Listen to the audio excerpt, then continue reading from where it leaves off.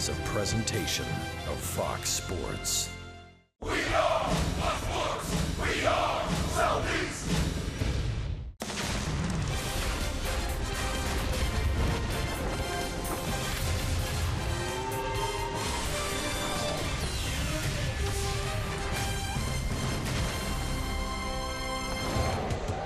Freddie Freeman just put a jolt in one.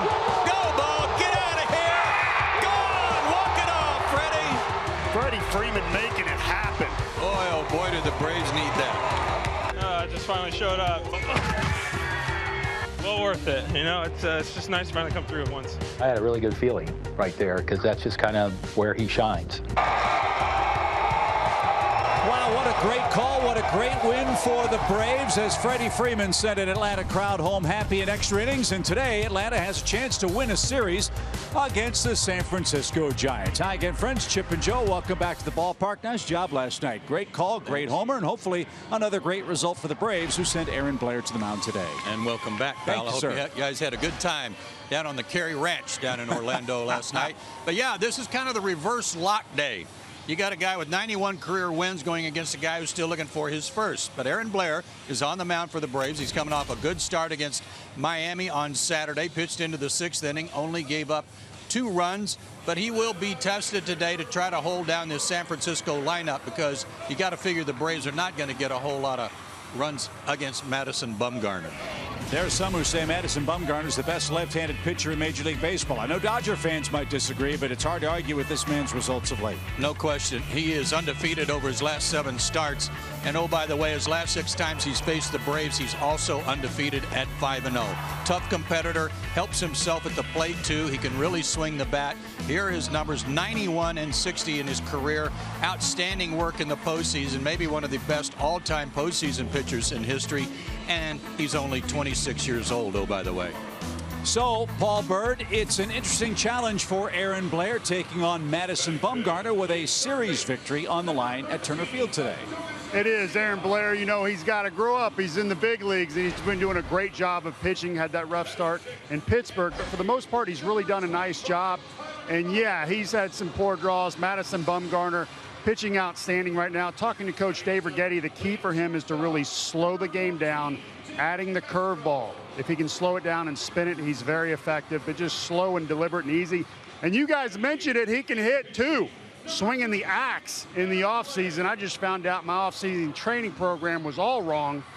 He is getting it done, and, you know, fun to watch. So I'm looking forward to this matchup today. Braves do have a tough assignment, but I think we're going to see a great game coming up. Chip, back to you. Paul, thank you very much. A little broadcasting advice: never use the word axe on a Major League telecast. It's the Braves, it's the Giants. It's game 4 of the series. A hot, muggy day here at Turner Field. The series finale is coming your way next.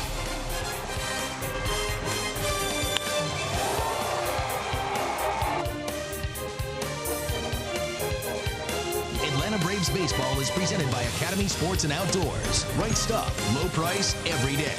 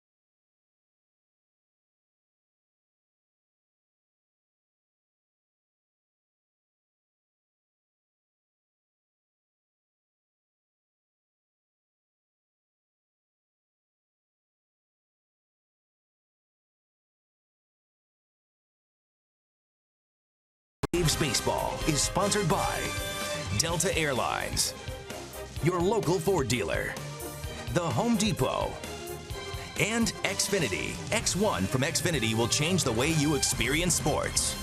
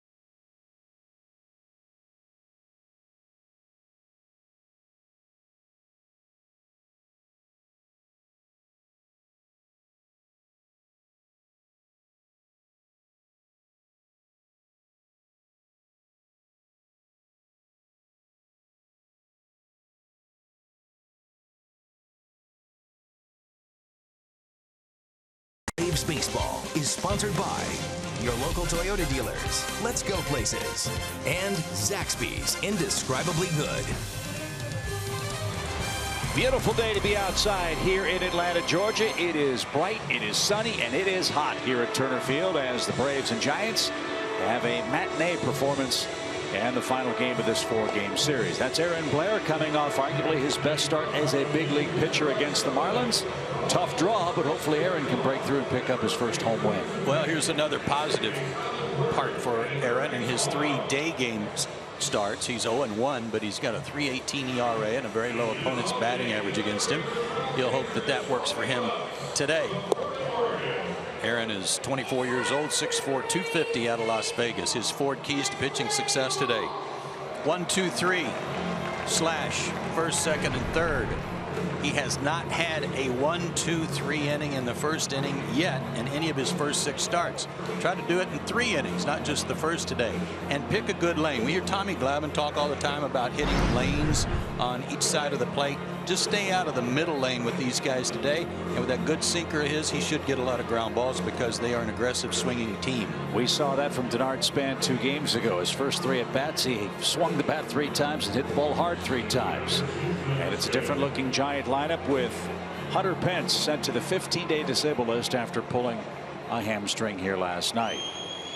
And Joe, your point about a good start is especially important against Madison Bumgarner. The Braves cannot afford to fall behind him early in this game. And Blair's given up 9 first-inning runs in his first 6 big league starts. And his first today is off the plate. We're underway.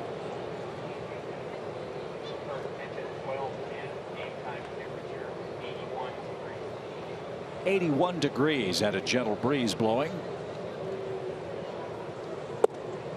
As that one called a strike, Jeff Kellogg has the plate.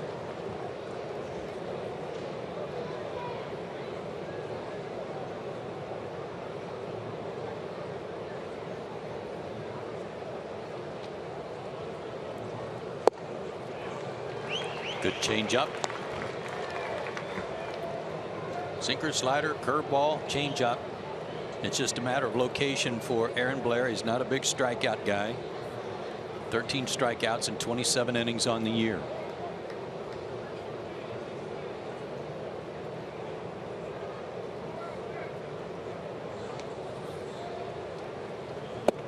And that missed inside. It's 2-2. Blair coming off a career high in innings pitched and strikeouts in his no decision against the Marlins. Turns it loose on a 2-2, and Span fought it off.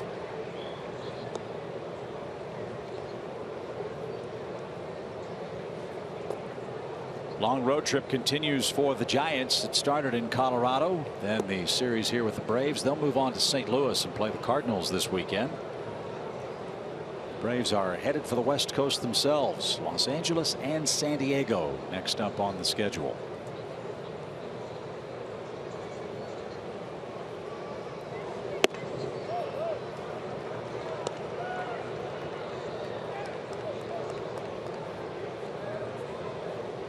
Joe PANIK, Matt Duffy, the first three coming up for the Giants here in the first.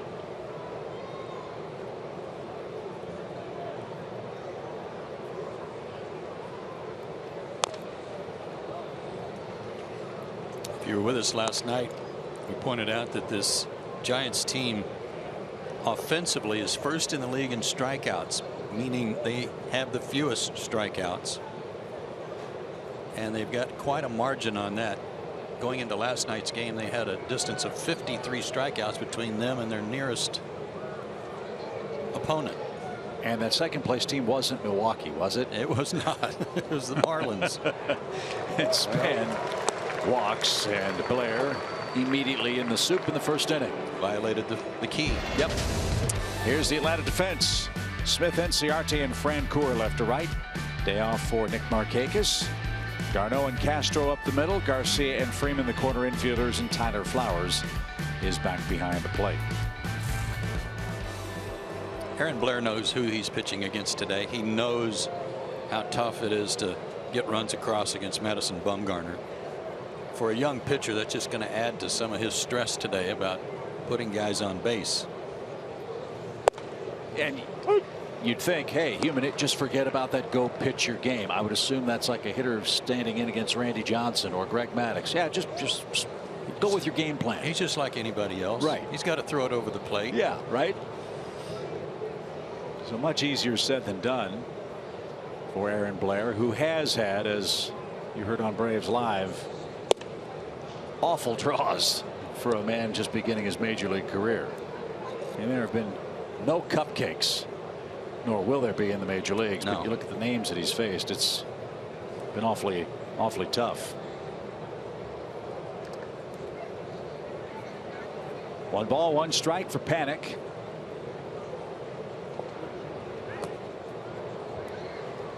And have some confidence that your defense is going to play well behind you.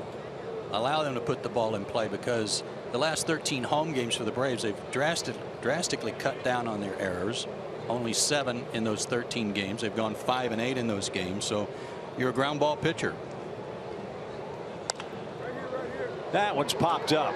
Adonis Garcia, foul ground. He's got room, and PANIK pops out. He is in a deep slump. Just 4 hits in his last 29 tries now. Chip, Adonis had arguably his best game at third base for the Braves this year last night.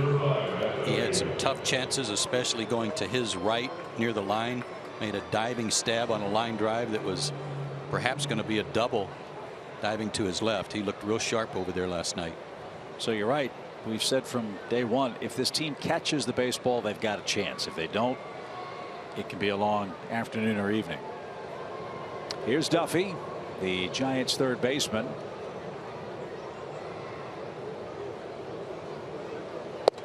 And he takes a strike. Duffy got hit by a Mike Foltynewicz pitch in this series on the left wrist. Thankfully for the Giants, no fracture, no issues. He's got it padded, and Duffy's back in the lineup. And 1 for 6 with an RBI against the Braves.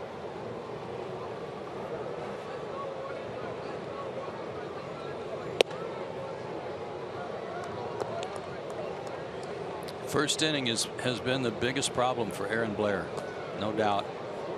Of course, he had that blow-up inning in Pittsburgh that added to his numbers, but a 13.5 ERA in the first.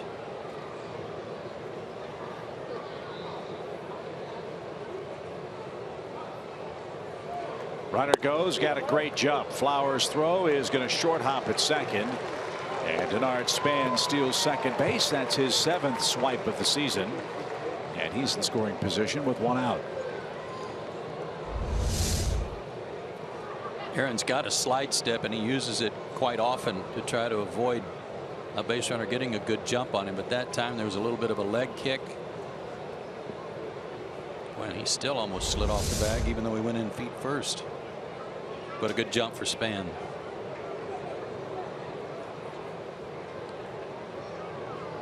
Two balls and a strike. Ooh, good pitch. I don't know if he swung or not. It looked like a good pitch. No swing on the appeal at first. And now 3-1 for Duffy with Buster Posey waiting on deck.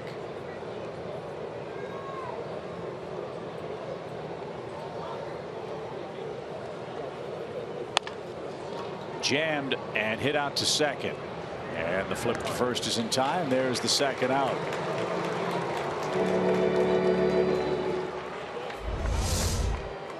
I mean, busted him inside. This ball running in on him.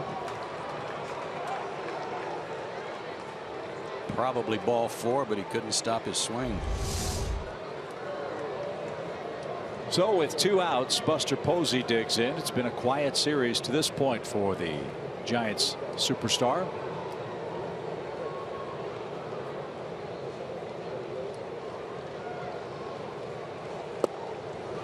Buster Posey is hitless in the series. 0 for 10. That's news in this ballpark when he's here. Perhaps the last game he'll ever play at Turner Field, as well as for his Giants. 0-1. Yeah, this has not been a friendly place for the Giants to come visit, even with the heroics of Buster Posey. Giants have won 28, lost 44, and there was 1 tie thrown in the all-time head-to-head record. I don't remember that one. I think both teams went for 2. Yeah, I can just see it now. The 2 teams' SIDs fighting it out to see which record is correct, you know, right, for that all-important 29th win in the head-to-head series. Rusboshi saw his club play 21-8 ball in May.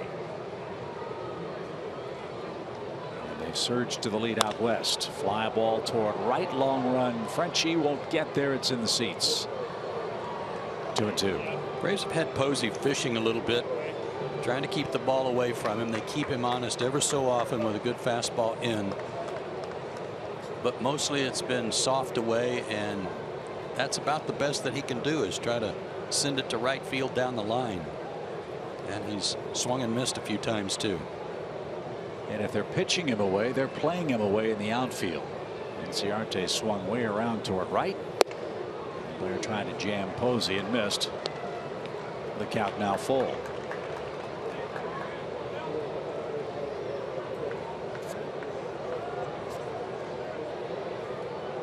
Make a good pitch. Guy on deck is the hottest hitter in the series for the Giants. That's Brandon Belt. Get after Posey here and take your chances. And go to the dugout feeling pretty good.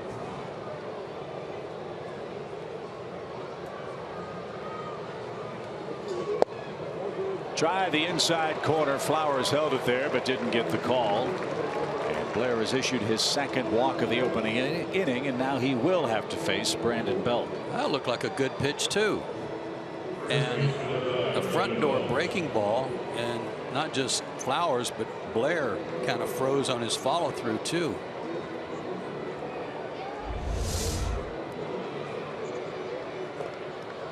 Just a changeup, and Fox Track says that Jeff Kellogg got it right.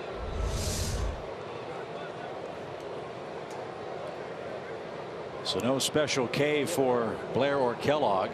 That keeps the inning alive for Belt,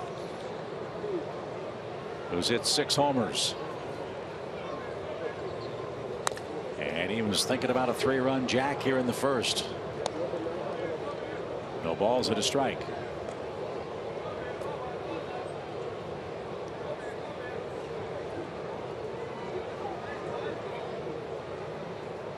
Great series for Belt, 5 for 11, 2 homers.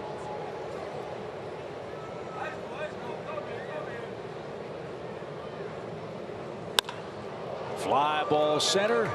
And a can of corn for Ender Inciarte. Aaron Blair threw a lot of pitches, issued a couple of walks, but nothing across for the Giants and Madison Bumgarner here in the first.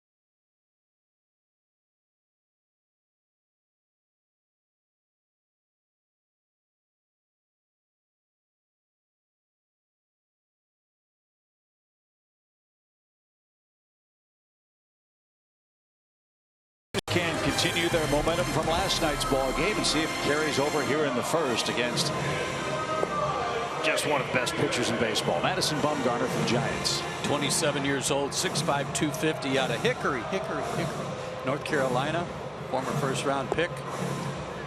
Told you about his numbers against the Braves. His last 6, he's 5-0. His last 7 games this season, he's 5-0 with a 1.28 ERA. So add this to it. Since 2013, he's 26-5 in day games. So don't go up there squinting. I've asked this question before, and you probably have a 9-to-1 answer against the premise I make. But if you had to pick between Clayton Kershaw and Madison Bumgarner, number one, you wouldn't have a bad choice. No. But who do you take? Well, if it's regular season, I'll take Kershaw. Yep. Postseason, I'll take this guy. There you go. For the month of May that Kershaw had, with 100 strikeouts and 5 walks last month, he too was unbeaten. So Inciarte leads off for Atlanta, and Bumgarner drops in a strike. It's 0-1. That last line is the one that I'm sure Joe's alluding to. Yes. 5 games. Belt handled a tricky hop, raced to the bag, and Bumgarner got there an eyelash ahead of Inciarte. 1 out. He's pitched in 5 World Series games. 4 of them were starts. He's 4-0 with an 0.25 ERA. The other appearance was as a reliever, and what he pitched 4 innings of relief against Kansas City and got a save in that game. And if I remember right, the Royals fans were kind of giving Bumgarner the business, saying, hey, see you next year in game 5 or game 6, and he came back. Yes, he did. Showed the Royals who was boss. Here's d'Arnaud. Chase has a couple of hits in the series and takes inside. Bumgarner's not a burner. You see there 91 miles an hour. He sits 91 to 92. But he's got a great cut fastball that's 87 to 89 and can eat up some right-handed bats. Also has a good curve that Paul Berg alluded to, that if that's on, it's a tough day for everybody.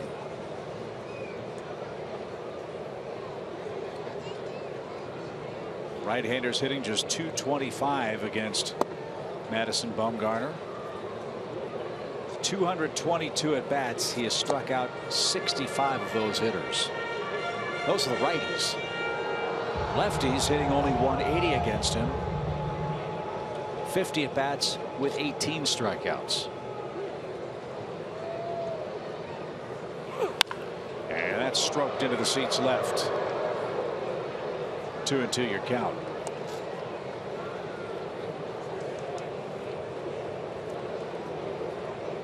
Chase is swinging the bat great.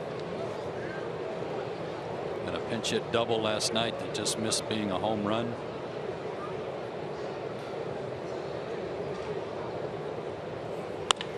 There's a line drive over short, and there goes the no-hit bid for Madison Bumgarner, as d'Arnaud has a one-out single. That'll show you in 2 pitches how tough and out d'Arnaud has been. He yanked a fastball in the seats foul that was in on him, and then he comes back. Bumgarner comes back with that slow curve, and he still had enough left on his swing to get it into the outfield for a base hit. There are his numbers over his last 10 with 7 walks to go with it. Great stuff.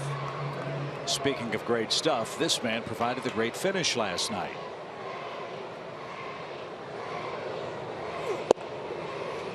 I don't know if you saw the point of contact and what happened. It's called a walk-off, but when you see the catcher stand up and start walking to the dugout, you know it's a walk-off. He's walking. Yeah. He's leaving. Right. No balls and a strike for Freddie Freeman, who's hit 9 homers now. Well, it was just great to see on those highlights all those smiling faces for the Braves, the excitement and some real good feelings about beating a good team and the way they did, the way they came back in the game. Braves were down, what, 4-1? Yeah. Against a good club.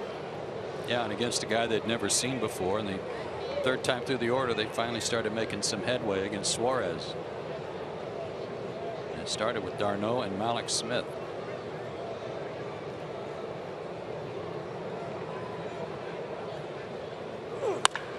That ball is hammered toward the right center field gap. That's going to get down. It's going to bounce over the yellow line.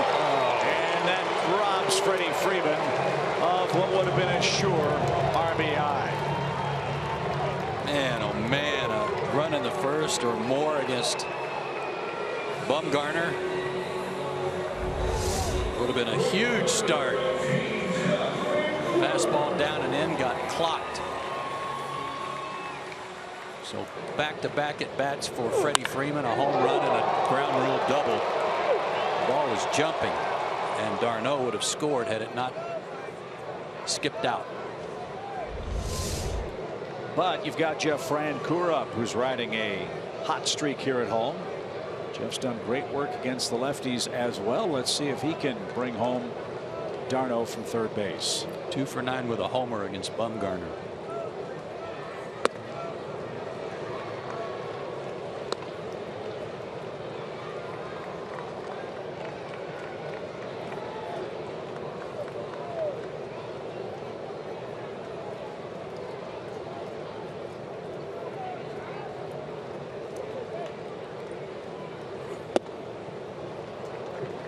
It's been a happy homecoming for Jeff Francoeur. Georgia Lottery hitting the jackpot. Great numbers at home. Outstanding against lefties. Guys on base.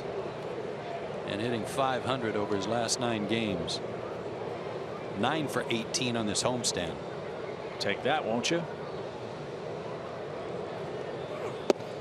Inside, almost hit him. 2 balls and a strike.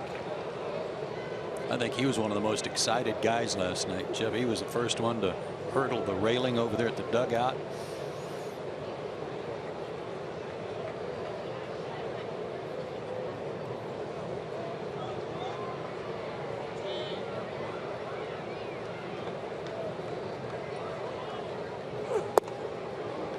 How about the patience of Francoeur? He swung at the first pitch. Now he's laid off 3 straight. Trying to get him to chase something out of the zone, and he has not. 6 walks for him already on the year. That's a lot for Jeff.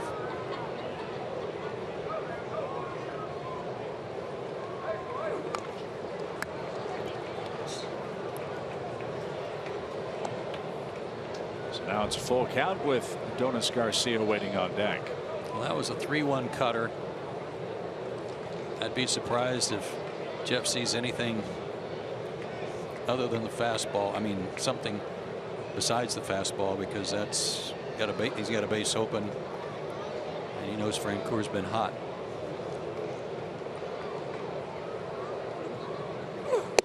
Swing and a miss. Jeff might have chased ball 4 that time. I think he did. And Bumgarner has his first strikeout. Second and third, 2 outs now. That's what's so painful about the ball bouncing out of the ballpark for Freddie Freeman, is that, you know, somebody's got to come along and either get a hit or put the ball in play against a guy who doesn't want you to, and who only has given up 59 hits in 72 innings coming into this game.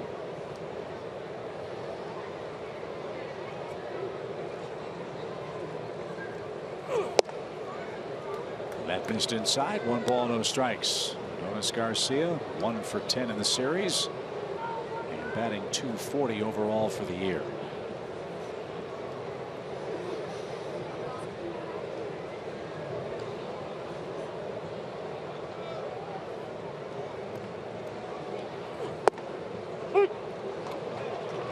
Call a strike.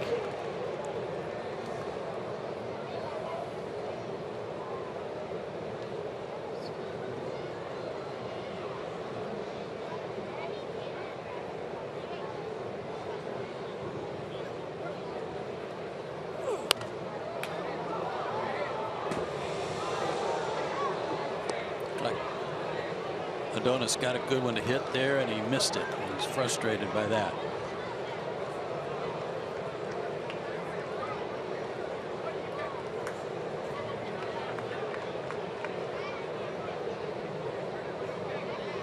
One ball, 2 strikes. And Bumgarner is out of trouble. A bad bounce on a well-batted ball cost the Braves a first-inning run. Atlanta strands 2, and we go to the second.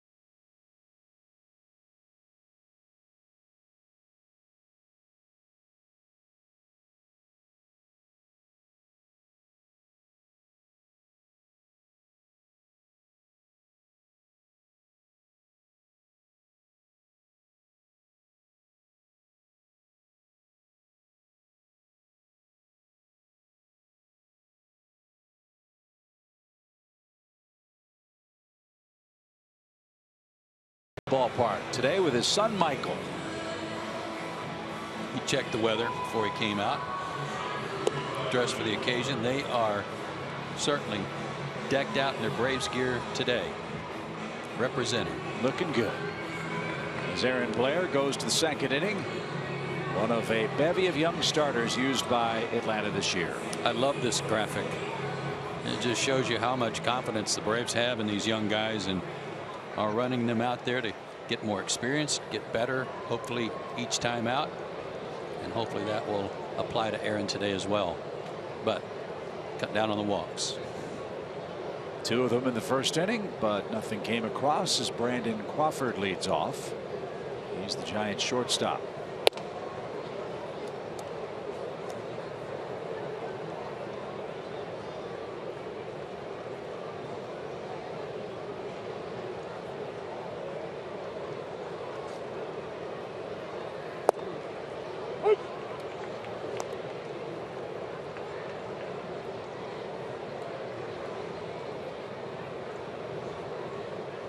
Julio Teheran will pitch tomorrow night in Los Angeles. Ian Williams talking it over there. Yeah, how did Williams do from your perspective? I thought he pitched a good ball game. He gave up a 2-run homer to Brandon Belt. Pitched into the 6th inning. He was having to throw a lot of pitches. He was getting ahead in the count, throwing a lot of first pitch strikes, which Paul Bird made a point at the beginning of the game is one of his keys, and a ton of first pitch strikes, but that didn't necessarily equate into quick outs. Crawford pops out. One away in the San Francisco 2nd inning. We can understand the patience of the Giants here in the 1st inning. They've never seen Blair before. Maybe they saw him in some spring training games while Aaron was with the Diamondbacks. Well, again, we talk about this all the time against a guy like last night when the Braves saw Suarez for the first time. Scouting reports and video only do so much, and it takes you an at bat at least to see the ball out of the guy's hand and have an idea. This is Jarrett Parker. He's the man that's taking over for Hunter Pence. That is a big story for the Giants. When Hunter Pence doesn't play, they usually have trouble winning. And Parker bangs a single into center field. That's the first Giants hit. Ball got away from Enciarte, and Parker moves up to second base. That ball snake on Ender? Yes, it did.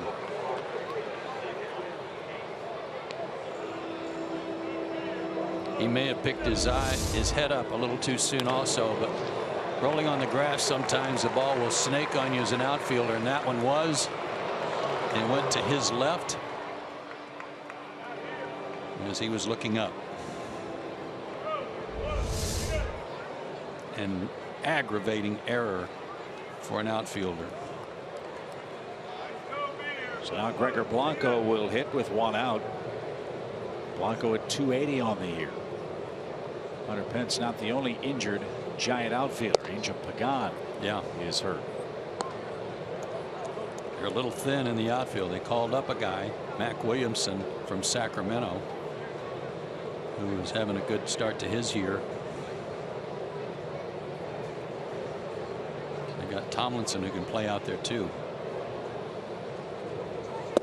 Swing and a miss by Gregor, even count. Blanco hitting 8th in front of the Giants pitcher Madison Bumgarner. That is no ordinary National League hitting pitcher waiting next. No, normally you would say, well, if he can get Blanco, he's got the pitcher coming up next and get out of the inning. Not necessarily. Popped up again left side. Adonis won't have a play. And it's 1-2.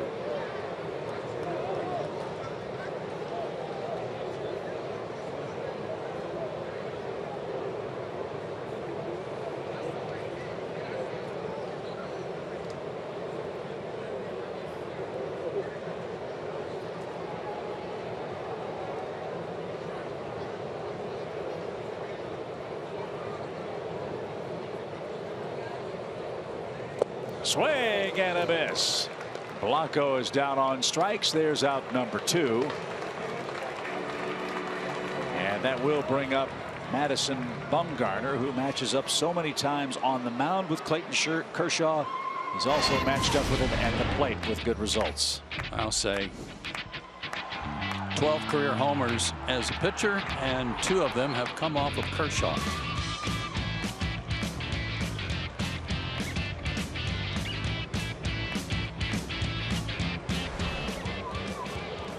Last 3 years, Bumgarner has 27 runs batted in. Mike Leake is second with 14. Not even close. No. And Leake used to pitch in a great hitter's park. You can't say that about Madison Bumgarner in San Francisco.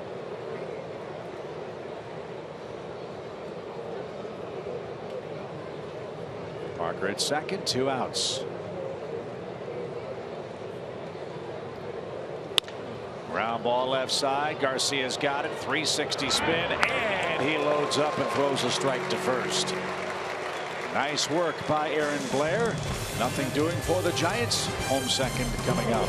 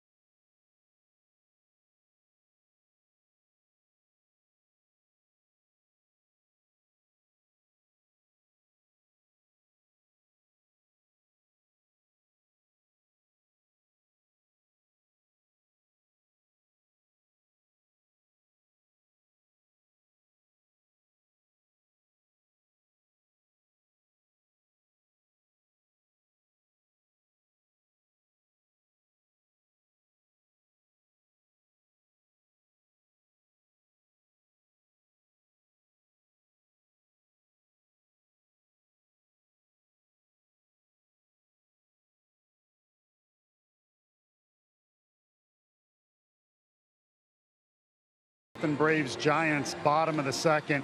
You're talking about Kershaw, you're talking about Bumgarner. Well, what I find interesting is you don't see 96, 97 miles an hour out of one of the best lefties in the game. What you do see is a slow, nice and easy, like Sunday morning delivery with a low cutter down in the zone, only throws high when he wants to, and when he does come high, it's not felt high, it's a little bit above the zone, tough to lay off. Encouraging for everybody. If you're a young left-handed pitcher, you don't have to throw 95 to be successful. Back to you guys. I think that's a great point, Paul, and especially the way he locates. He walks a few guys, probably a few more than Kershaw, but he doesn't give up many hits, and he is some kind of good big game pitcher. He got out of a big jam in the first, second and third with one out with a couple of swinging strikeouts. Now Tyler Flowers greets him here in the second. 0-1.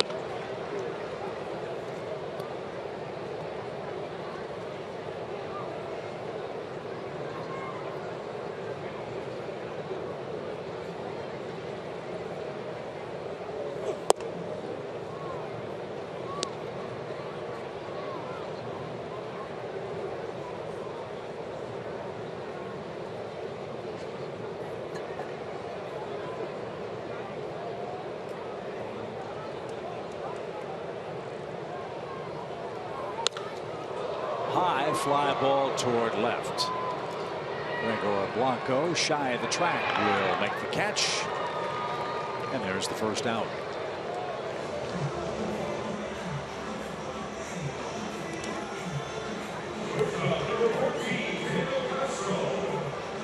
Daniel Castro's at 192. And he looks for his first hit on the homestand. What a homestand this would be, too. To play 500 ball, but to go on the road with a series win against the first place Giants, win 3 out of 4, and beat this guy. That's a lot of momentum. Heck, the Dodgers might roll out the red carpet for us when we get to LA later tonight. Yeah. Dodgers are 4.5 behind San Francisco. They play the Cubs at Wrigley Field. That game starts in about an hour and 40 minutes. Bouncing ball to Crawford. He's got a terrific arm. And an accurate throw takes care of the Braves shortstop. 2 up, 2 down. And here's Braves pitcher Aaron Blair.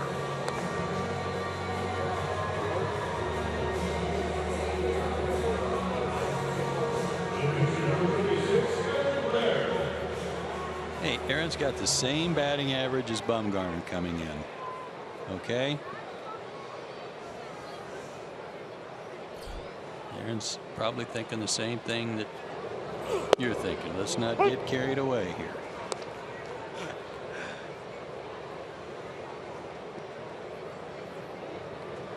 No balls and a strike. That's got to be a thrill, though, doesn't it? You're in the major leagues for the first time, and Bumgarner's been around a while. You imagine, I'm sure, what's it like to stand in the batter's box against a man as accomplished as Giants left-hander. As that one's hit deep towards center. Hard hit ball. Span tracked it down, and Bumgarner has a 1-2-3 second. Top of the order coming up for the Giants. Nothing.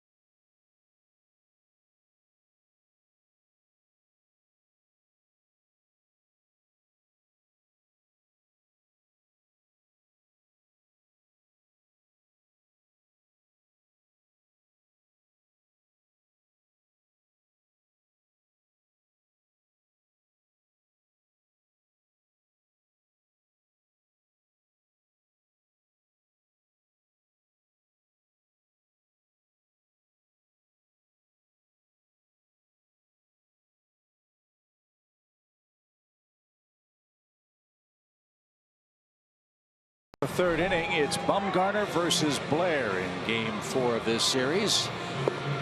Let's just say there's a vast difference in major league experience. Yeah, that's what I was talking about today with the reverse lock. Everybody just figures Bumgarner's going to walk away with this one because of the experience advantage. 91 wins versus a guy that's still looking for his first. Exactly 1,200 more strikeouts coming into play today. But Chip, they don't play the game on graphics. Thank goodness.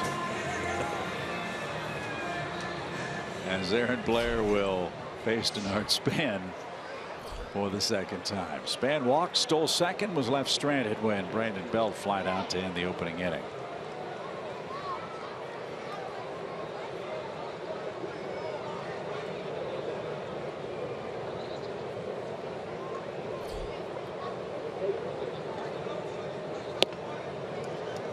You were asking Argyle between innings about Madison Bumgarner and where he went in the draft. This one's hit towards second. Darno's got it, and his throw to first is perfect. Draft is such an inexact science. It's not like the NFL. It's not like the NBA, which basically have the NCAA as minor leagues for the major league product. High school kids, college kids, aluminum bats. There's so many different factors that factor in. The reason we bring this up, the draft, I think, is a week from today. I think so. Madison Bumgarner, as good as he's been, was not the #1 pick in the '07 draft. Another pretty good left-hander was picked first overall. And that was David Price. Yeah, and he was the consensus #1, and he certainly hasn't spoiled that choice. David Price has been outstanding. But isn't it fun to go back and look at the draft and say, okay, let's have a redo, right? 9-10 years later, Mike Moustakas with second pick. Cubs took Josh Vitters. Where's Josh Vitters now? I haven't heard from him.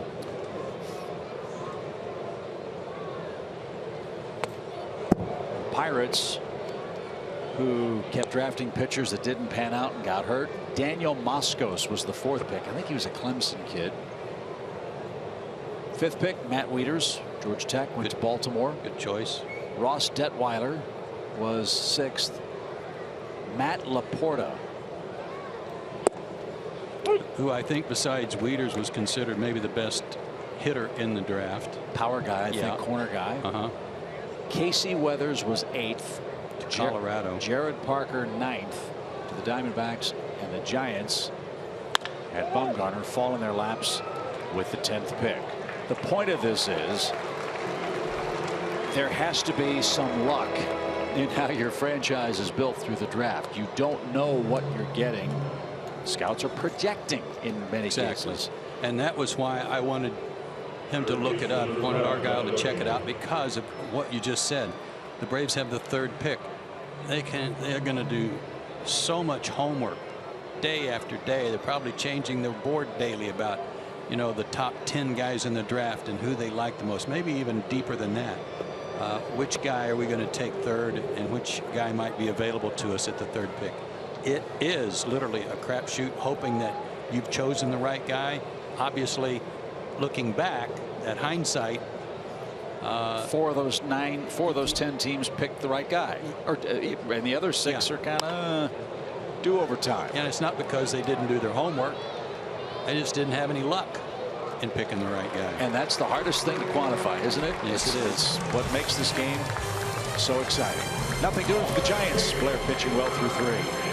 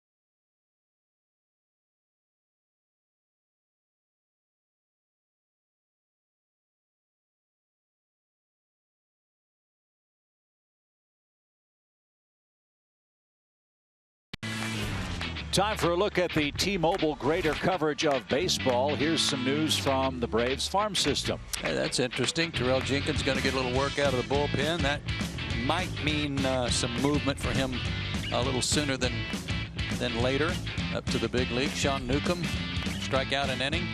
Makes his 11th start tonight from Mississippi. And Austin Riley still doing good work. And I don't know, I might see him move up somewhere during the summer too. Alex Smith, a couple of hits, 4 RBIs in the series, a 3 RBI triple, and almost another home run from Alex.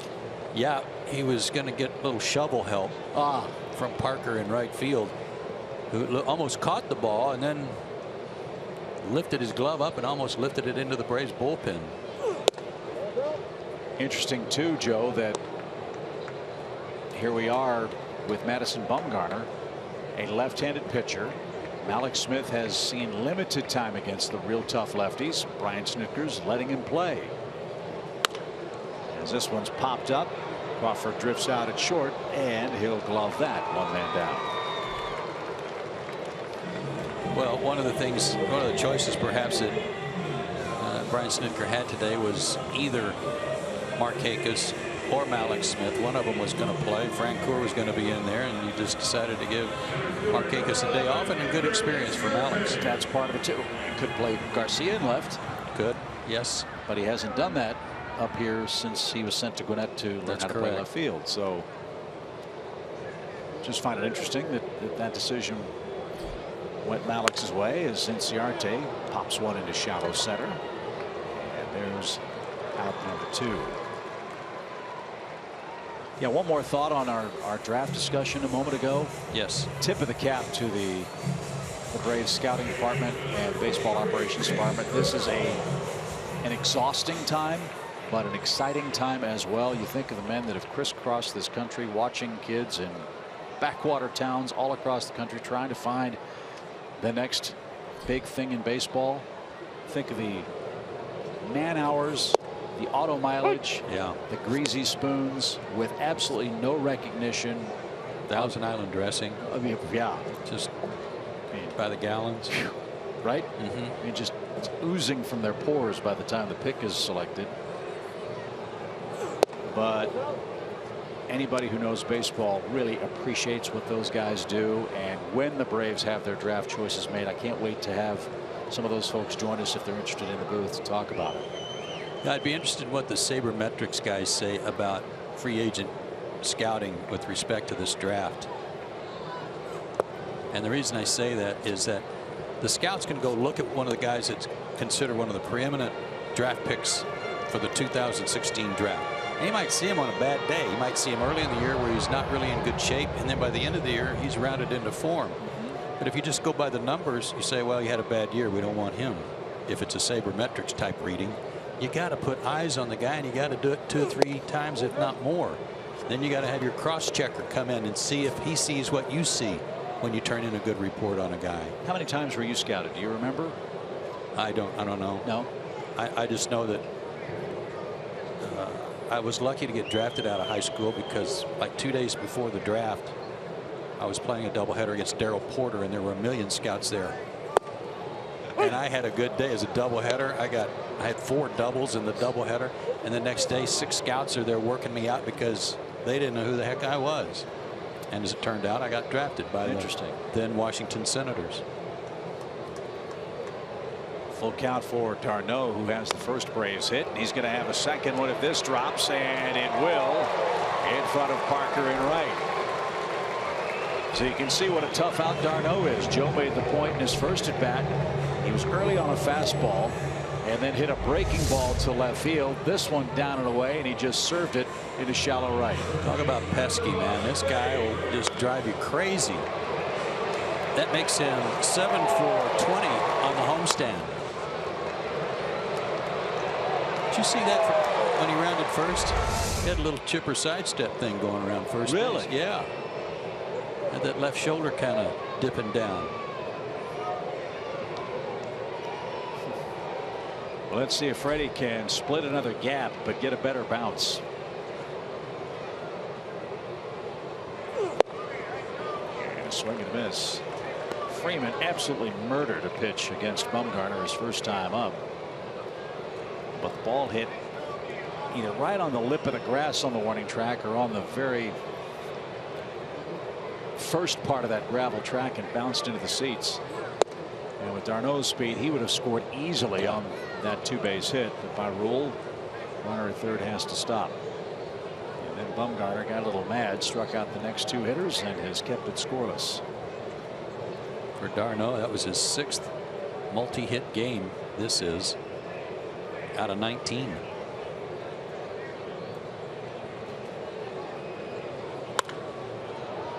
That's popped left side, and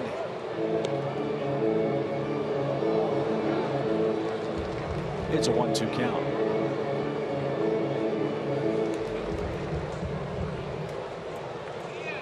I meant to ask you, did Kelsey get caught in the collateral damage of the Gatorade bath last night? I think it was kind of like Niagara Falls. There was a mist effect. Ah, yeah.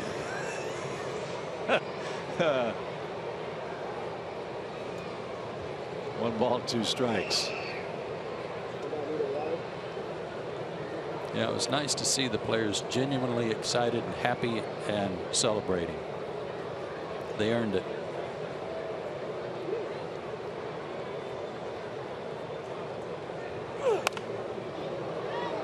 Good battle here with Freddie Freeman and Madison Bumgarner. It's still a ball and 2 strikes.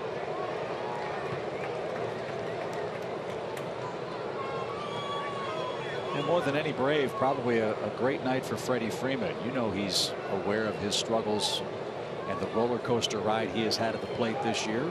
Well, that was one of the first things he said to Kelsey last night in the post-game interview, and I'm paraphrasing, but he said, you know, I finally did something.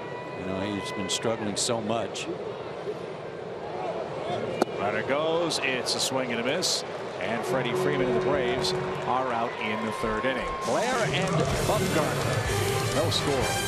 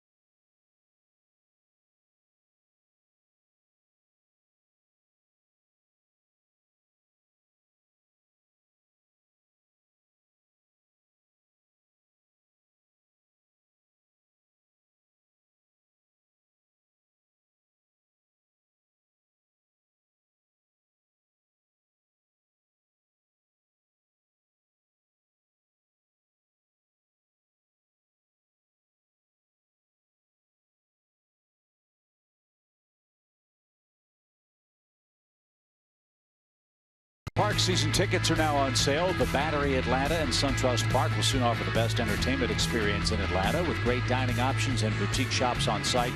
Going to a Braves game will never be the same. Be a part of the excitement and get your tickets today at braves.com/SunTrust Park.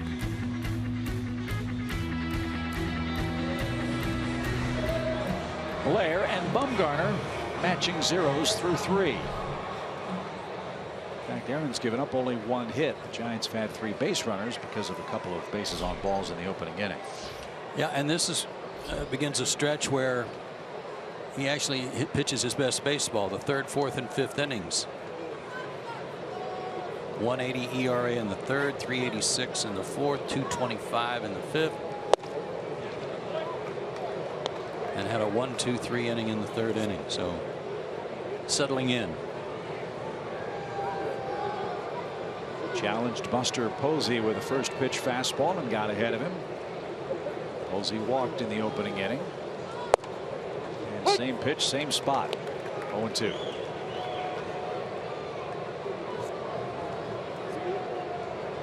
Remember, Blair was sent out after getting bombarded by the Pirates up in Pittsburgh. And came back in his last outing and pitched against the Marlins.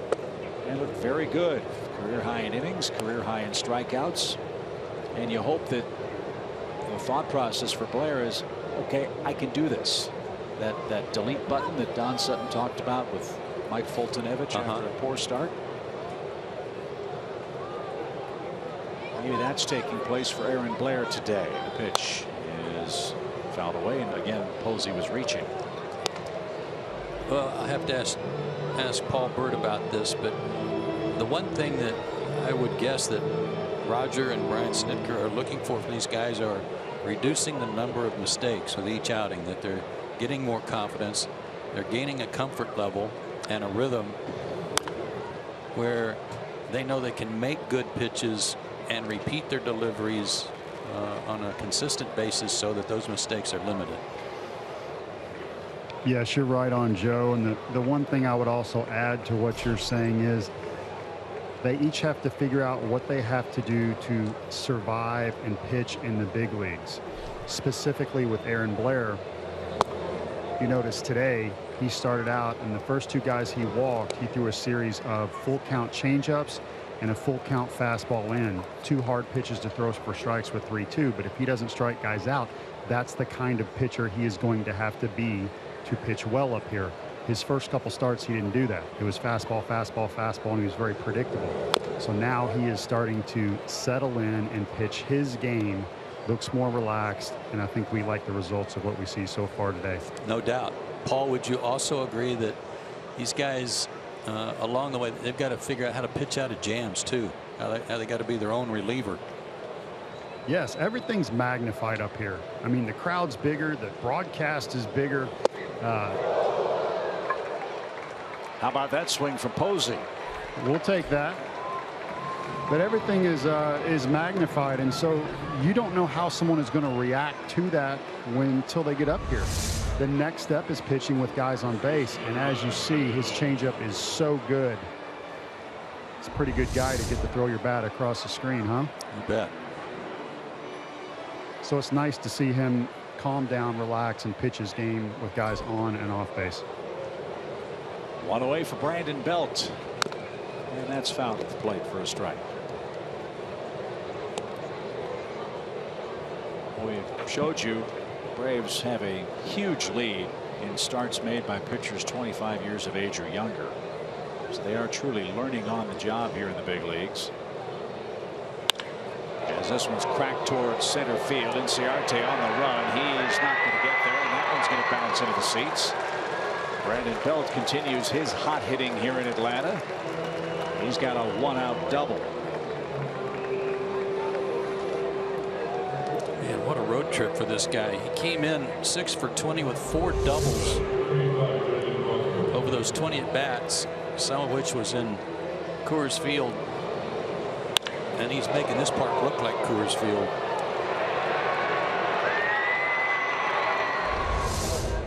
So he's at second with 1 out. And here's Crawford, who popped out his first time up.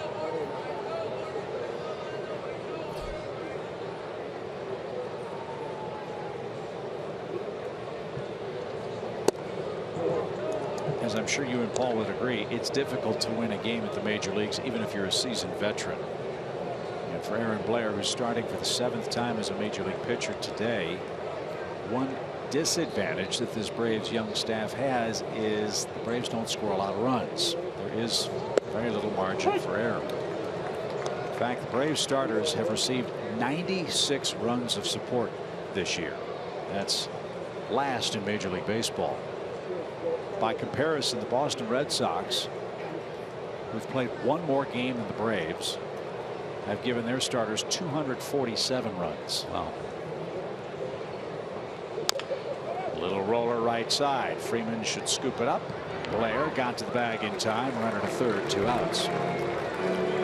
You know, though, I've heard the pitchers say repeatedly, Chip, and Matt Whistler comes to mind when asked about his lack of run support. He says, hey, you know, I go out there trying to control what I can control. I don't have any ability to make us score more runs. It would be nice, but the guys are trying their hardest. They're doing their best, and it's up to me to do my best when I go out there. Yeah, and I'm not suggesting that there's any kind of a pitcher versus no, batter, I know, but I think they've got a good mindset, though, knowing that when they go out there. Some maturity beyond their years, perhaps. Yeah. But the point I'm trying to make is when you look at a Matt Whistler record, when you look at a Blair record, when you go through and see how these guys have pitched, a bloop or one mistake behind him cost them the game. You're right. You're right. And so that is, I'm sure, a very difficult learning curve, because those are things that they can't control. That one's in the dirt to Jared Parker. 1 ball, no strikes.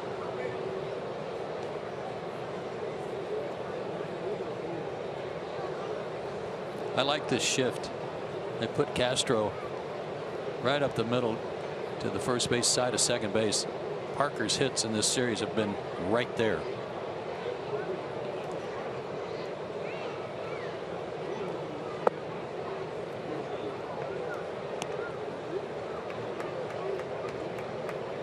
Parker went to the University of Virginia. Lives in Stafford, Virginia, an hour north of Richmond. Moved there from Niceville, Florida. His dad was stationed at Eglin Air Force Base. And he was thinking homer, didn't get it. 2 balls and a strike.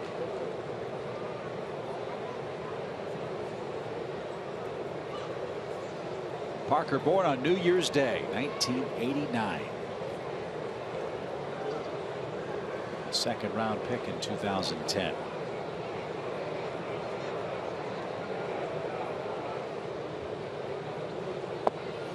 Let's go back to the draft for a minute. Good second round pick, obviously. Here, the guy's in the big leagues.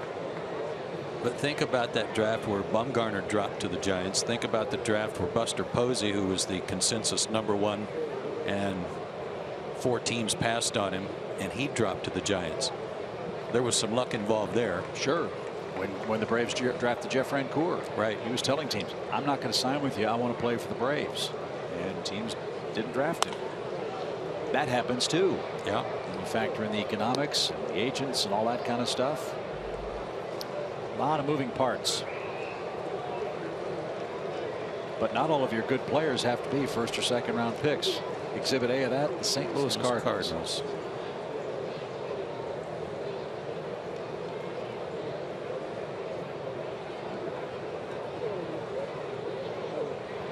Two and two. Nice stop by Flowers again. Some of those players, and not just for St. Louis, but some other teams that have come up with some low draft picks that panned out real well. You wonder how many of those guys were really projected to go higher, but their agents, quote unquote, or advisors were letting teams know that he won't sign for less than this. He's already got a scholarship to this Division I program, so don't waste your time unless you're going to give him this kind of money. And then lo and behold, you draft him late and talk to him, and they want to sign and play. And sometimes an organization will walk in and say, okay, Mr. Simpson, our offer is X. I know you want Y. If you want to be a major league player and play for this team, here's our number. Take it or leave it. That happens, I'm sure, from time to time as well, if not more than time to time. I would guess, yeah. But that tells you a lot about the character of the kid, too, doesn't it? Sure.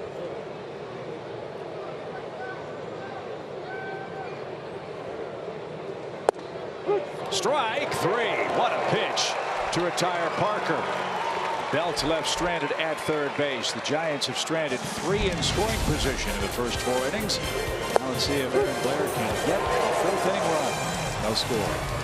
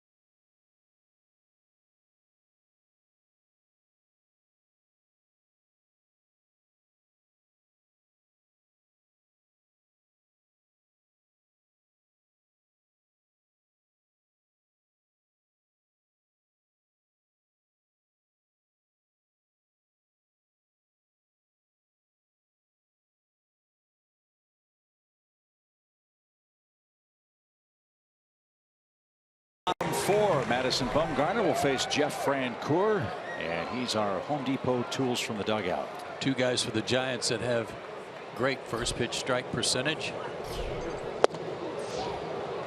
and Bumgarner just added to that.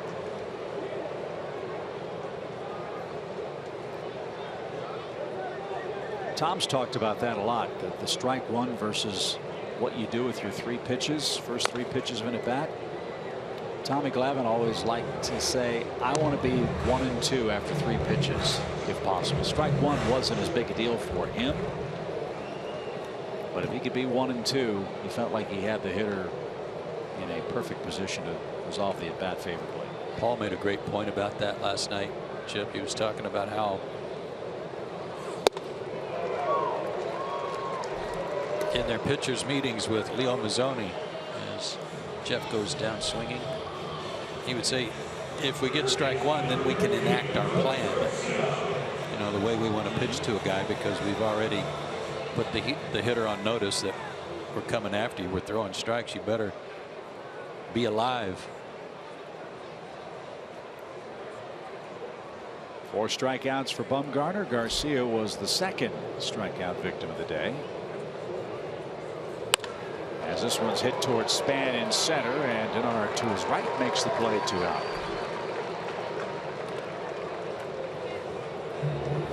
Now, part of this 2 for 19 for Adonis has been some hard hit balls too, right at people. Getting a little frustrating for him.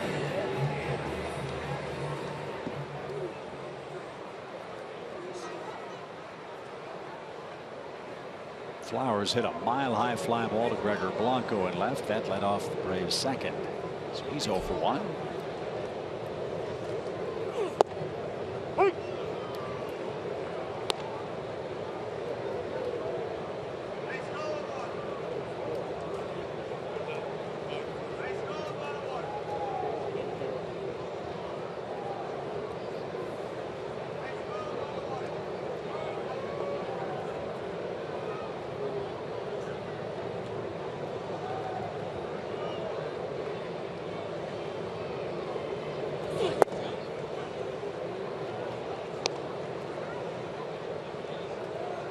It's like Paul said about Bumgarner earlier. Everything's down. Cutter is down. Breaking ball's down. If he wants to elevate, he can, but everything seems to be down around the knees or lower.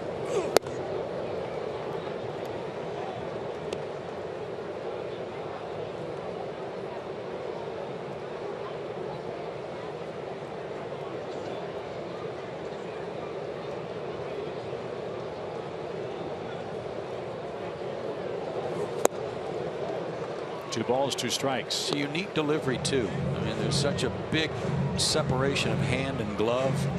You can actually, as a hitter, you can see his hand with the ball in his hand behind him as he's stepping to you.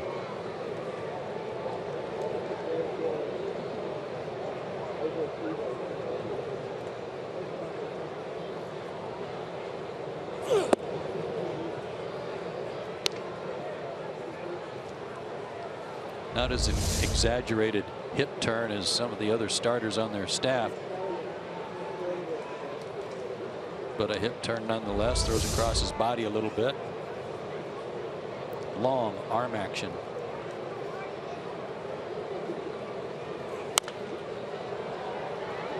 That's headed foul right side. And it's still a 3-2 count.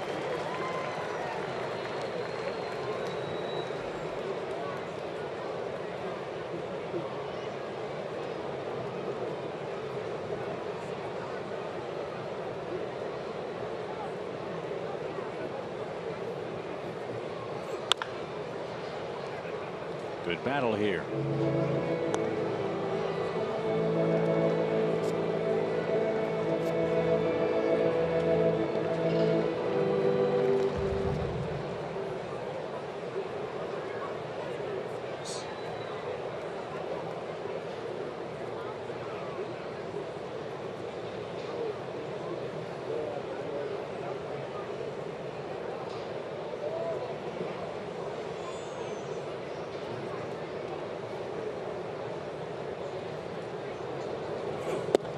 And a good at bat for Tyler Flowers. That's the first walk issued by Bumgarner today. And it keeps the inning alive with Daniel Castro coming up. His last start was at Coors Field. He got a no decision. The team won 10-5 as he lasted 6 innings, 5 hits, and only gave up 1 run. But left without the lead. Walked 2, struck out 6. I see what happened. He left with the 4-1 lead, and then the bullpen blew the lead and then got it back. Correct. Braves are catching him at a bad time. He's allowed an earned run or less in 4 consecutive starts. The Giants have won 7 straight games that he's pitched. His 2 losses were back-to-back, April 15th and 20th at Dodger Stadium. He got beat 7-3. He gave up 4 earned runs in 5 innings. And then his next start against Arizona at home, he got beat 2-1.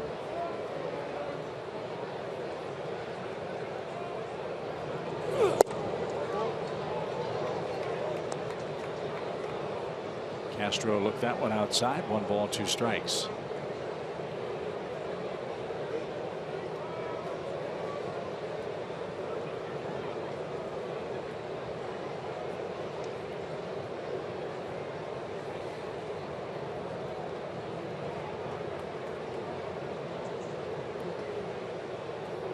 Garner's won 18 games in each of the last 2 seasons.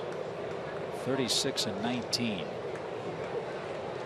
And 6-2 already this year. That one's taken low. 2 balls, 2 strikes. It's no secret as to how the Giants have gotten to their 33-win total. That big trio of Bumgarner, Cueto, and Samardzija combined to go 21-6 as we approach the 1/3 mark of the regular season. And that's what they were counting on when they signed Samardzija and Cueto to big deals. Braves beat Samardzija in this series and will not see Cueto. Cueto's going to pitch against the Cardinals. 2 balls, 2 strikes. And Castro working hard.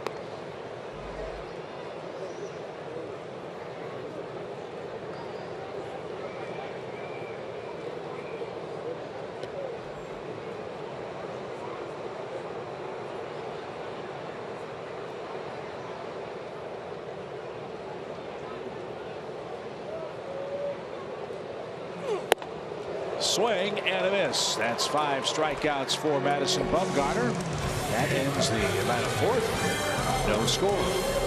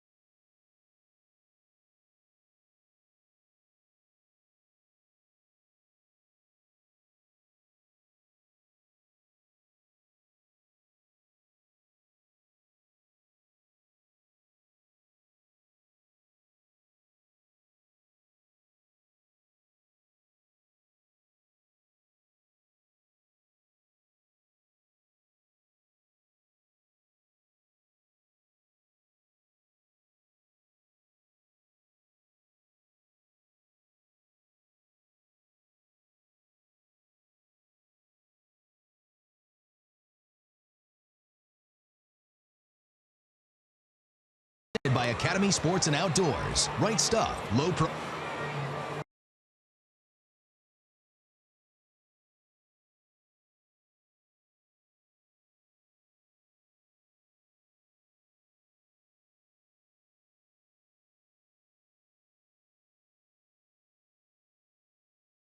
By Academy Sports and Outdoors. Right stuff, low price, every day. Good to be back in Atlanta for the finale with the Giants. We've got a good matchup. Blair versus Bumgarner. No score after 4. A perfect day for an afternoon ball game. 81 degrees, the official temperature at first pitch. And Aaron Blair will take this one into the 5th inning with the 8, 9, and 1 hitters coming up for San Francisco. And he looks good. Walked a couple guys in the 1st inning, was a little tentative, but he has settled in after that.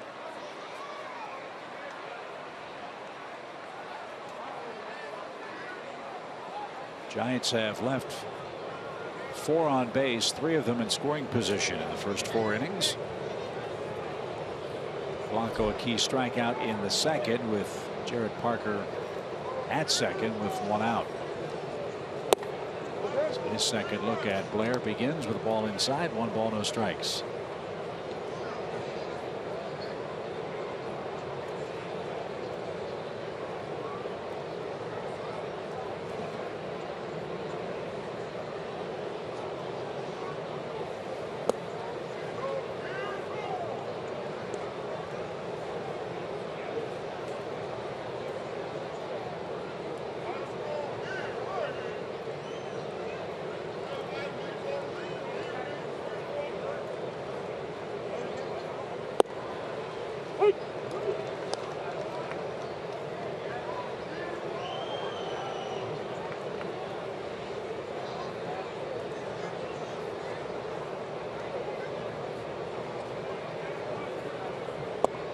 Aaron was well over 20 pitches in the opening inning, so he's been much more economical since. He's about to throw his 70th pitch as we start the 5th.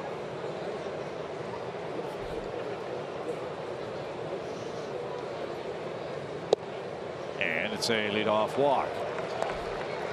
So that was one of Joe's keys. Can't not walk these Giants. And now we'll see how Bruce Bochy plays with Bumgarner up there. Well, you know how it would normally play out. Right. But Bumgarner does not have a sacrifice bunt this year.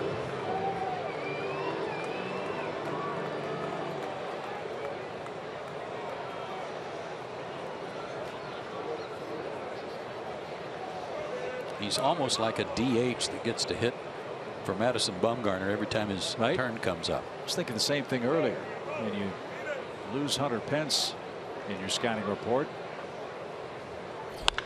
as he jumps all over the first pitch and cracks one deep left, Madison Bumgarner has just hit a towering 2-run homer.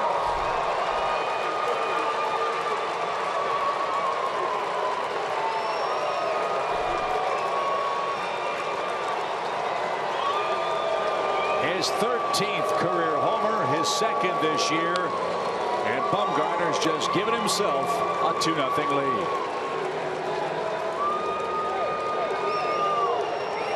That was an ambush. He knew it too. No need to bunt when you can do this. Right in his wheelhouse. You know, he's got Warren Spahn type stuff working. Didn't Spahn hit like 20-some homers in his career? Well, he's going to fly past that. Man. He was over the 380 mark at about 12 rows up. So it's 2-0 San Francisco. And now the top of the order. Span is 0 for 1. He walked. He flips the bat at that ball, and it's out of play, foul. 0-2 for the Giants center fielder.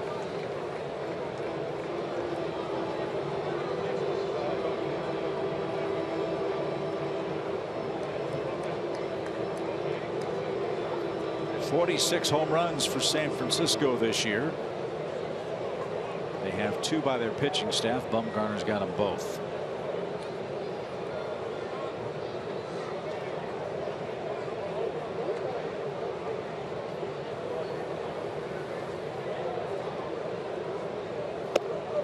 I forget who told us this. I'm guessing it was Tim Hudson, but something about Bumgarner in batting practice that he'd take him in a home run hitting contest. Warren Spahn's career 35 homers. Whew.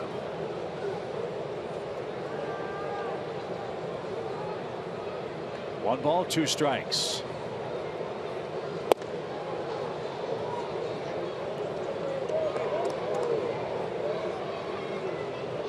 So proof today that you don't need a designated hitter in Major League Baseball.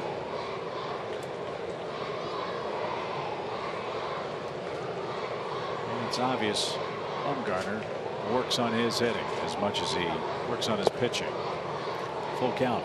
Well, that's only the second home run that Aaron Blair has allowed, and it's the first to a right-handed batter.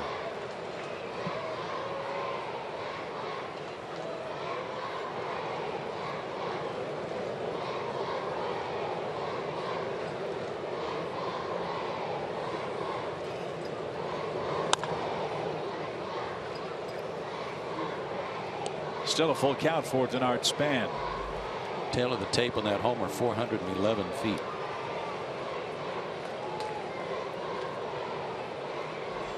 It sounded like it went a lot farther. Yes, it did. I'm just saying. Yeah.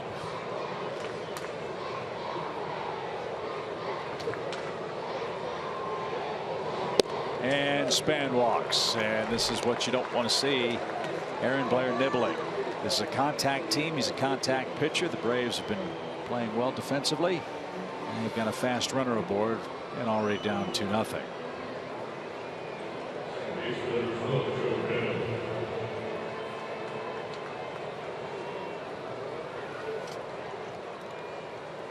So Joe PANIK will step in for the Giants with nobody out.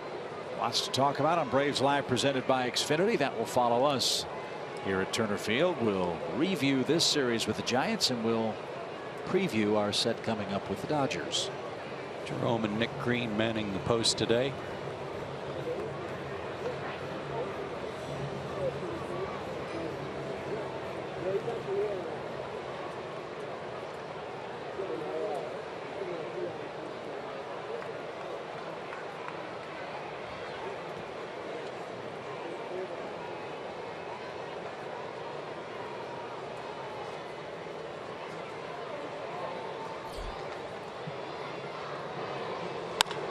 And PANIK unloads deep to right. Francoeur goes back.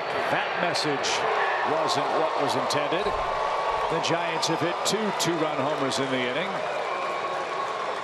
Walk, homer, walk, homer. That's a bad recipe. It's 4-0 San Francisco.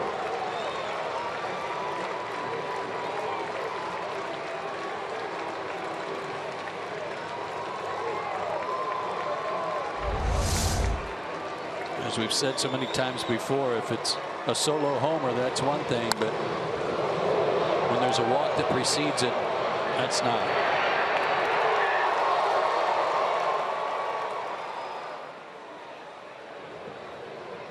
And a great catch. Nice play, young man.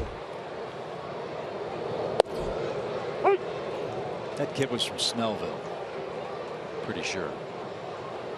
Well, it was a nice catch. Made his day. Oh, but don't go straight to the cell phone, dude. Yeah. Come on. Enjoy the moment. Put the phone down. Watch the game.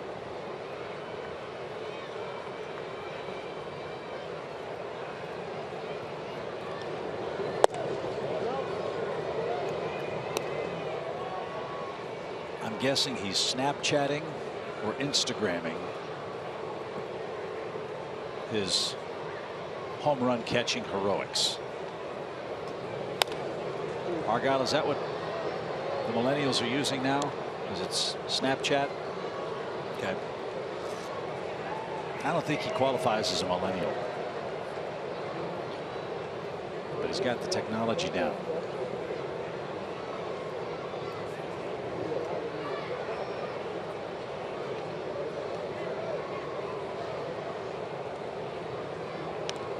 And now Duffy hit with a breaking ball. Oh, the wheels are coming off the wagon. So was Tyler Flowers. He got hit too. I think he ricocheted off of Duffy and hit Tyler in the hand.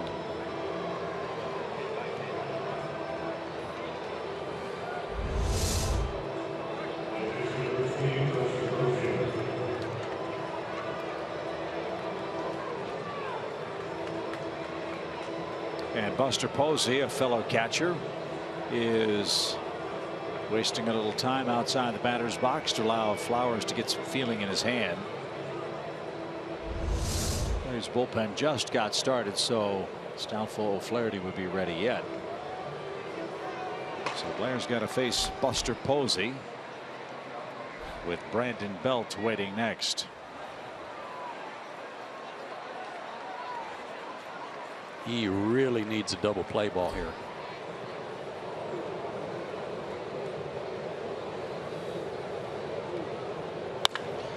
There's another high fly ball belted down the left field line. Did he keep it fair? Yes, he did. Buster Posey is on the board in Atlanta. A mammoth 2-run homer down the left field line. And the Giants have scored 6 times here in the 5th inning.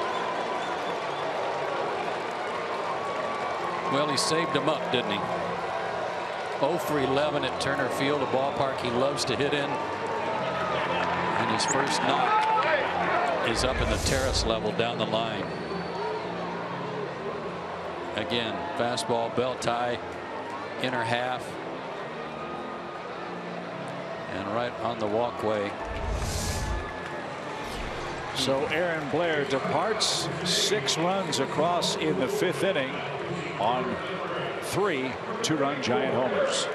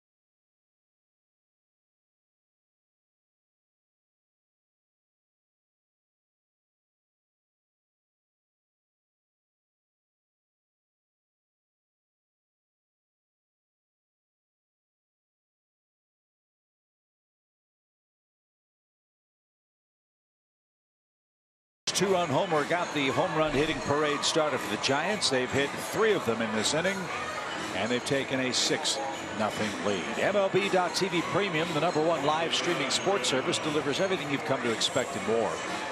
Watch every out-of-market game live in HD on over 400 supported devices. It includes a free subscription to @Bat Premium, the #1 app for live baseball. Blackout and other restrictions apply. Go to MLB.TV for details. Eric O'Flaherty, one of only 2 pitchers not used last night in the Braves' 11-inning win, gets the call with nobody out and 6 runs across in the 5th.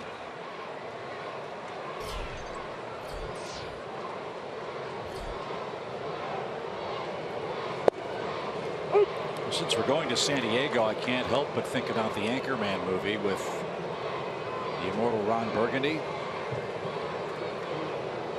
Well, that escalated quickly. Holy yes, smokes. it did. Man, oh man. Walk, homer. Walk, homer. Hit batsman, homer.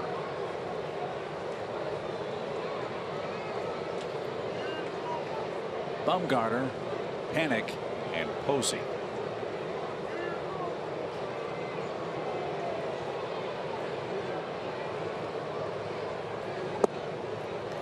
Astute baseball man and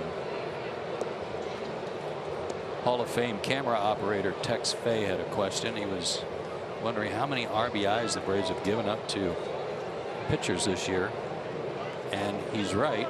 There's Tex. Wave at everybody. 11 RBIs by pitchers against the Braves this season.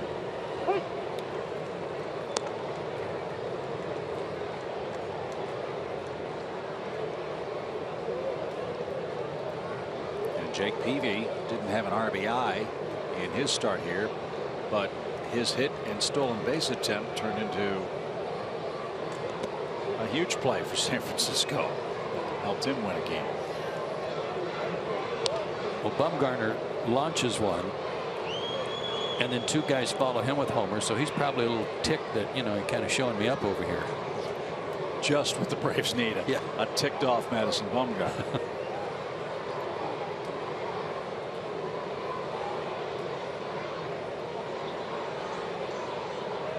6 runs on 5 hits for San Fran, and a mounting ball is out of play.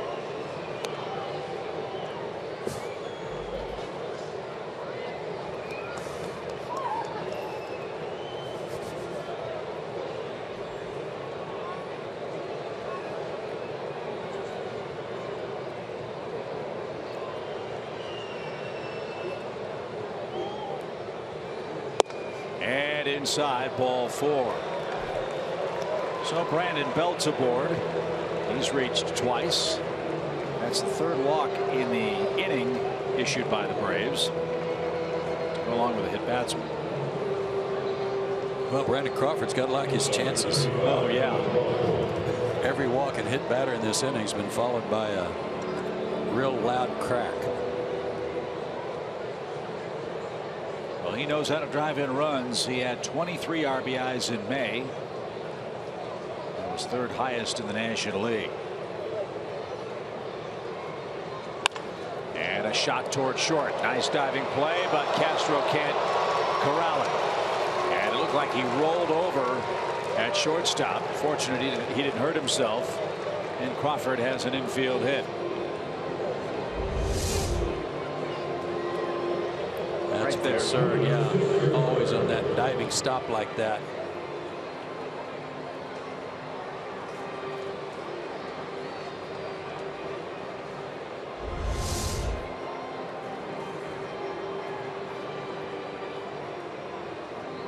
So Jarrett Parker becomes the 9th Giant to hit in the inning, and still nobody out.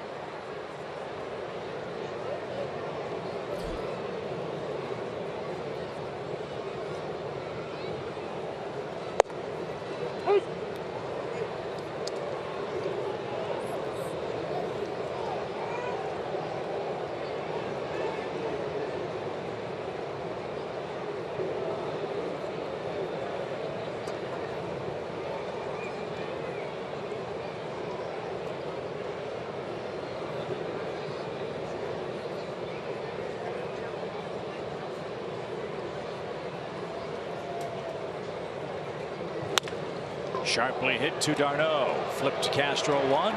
Throw to first 2. Double play. Runner at third. 2 outs. Eric needed that.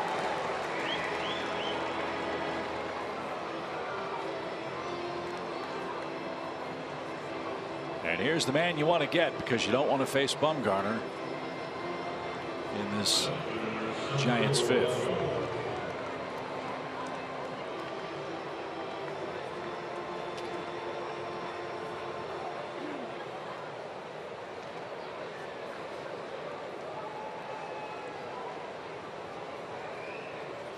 Gregor has 13 hits in his last 8 games coming into today's action.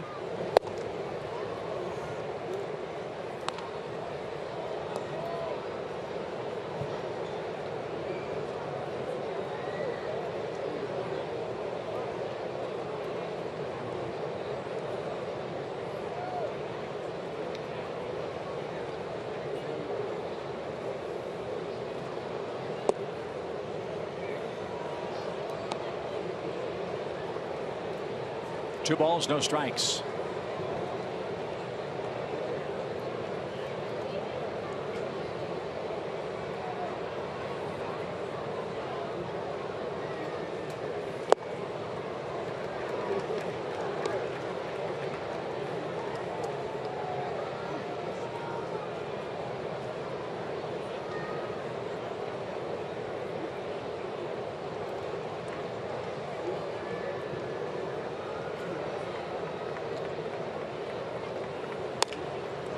Little pop, shallow center, and the catch made by Ender Inciarte. So 10 Giants come to the plate in the 5th inning. 6 of them score. Madison Bumgarner hits his 2nd home run of the year. After a walk to the dark span, Joe PANIK hits one into the seats in right. And Buster Posey, the pride of Leesburg, Georgia, also went deep. It's 6-0 San Fran.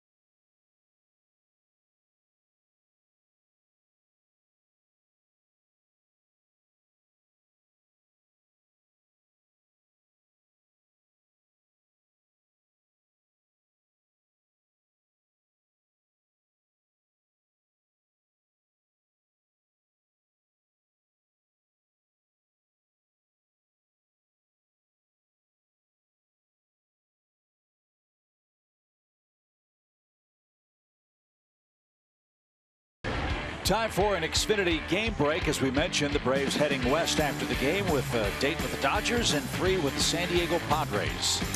They have one more game left with the Chicago Cubs this afternoon, but they've won 7 of their last 10. The Braves run into a buzzsaw of 3 pitchers in that weekend series, and then down to San Diego where the Padres have struggled. Seems like they take turns giving up 16 runs and they score 14 runs. So you never know what you're going to get. Matt Kemp with a lot of long balls. What do you make of Ron Fowler, the chairman of the San Diego Padres, the other day? Absolutely blistered his ball club in a radio interview, talking about how embarrassing it was that the Padres were 21-33, and that came off the James Shields bombardment where he gave up 10 runs to the Mariners. Yeah, he was calling it a miserable failure.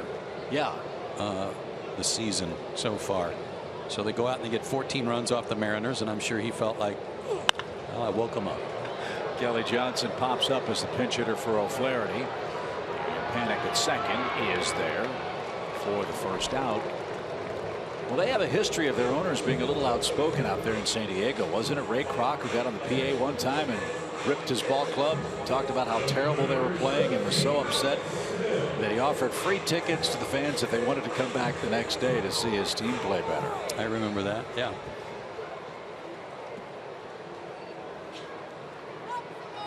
So Kelly pops out, 1 away for MALLEX Smith. Giants think he's going to try and a bunt. Look for Bumgarner to fill up the strike zone with a 6-0 lead. We'll miss the Dodgers kid pitcher Urias. He's pitching against the Cubs today and facing Kyle Hendricks at Wrigley Field. The game will get underway in a half hour. Cubs beat the Dodgers 2-1 yesterday. In fact, the Cubs have scored 4 runs in 3 games against LA, but have won 2 of them in that series.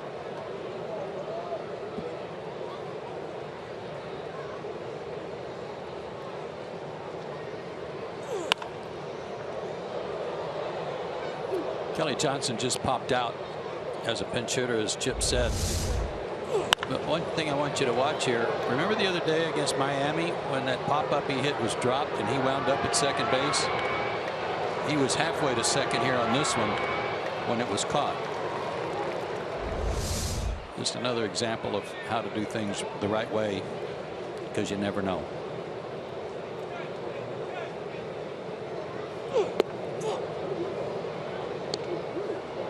I don't think Madison liked that pitch. 1 ball, 2 strikes. No.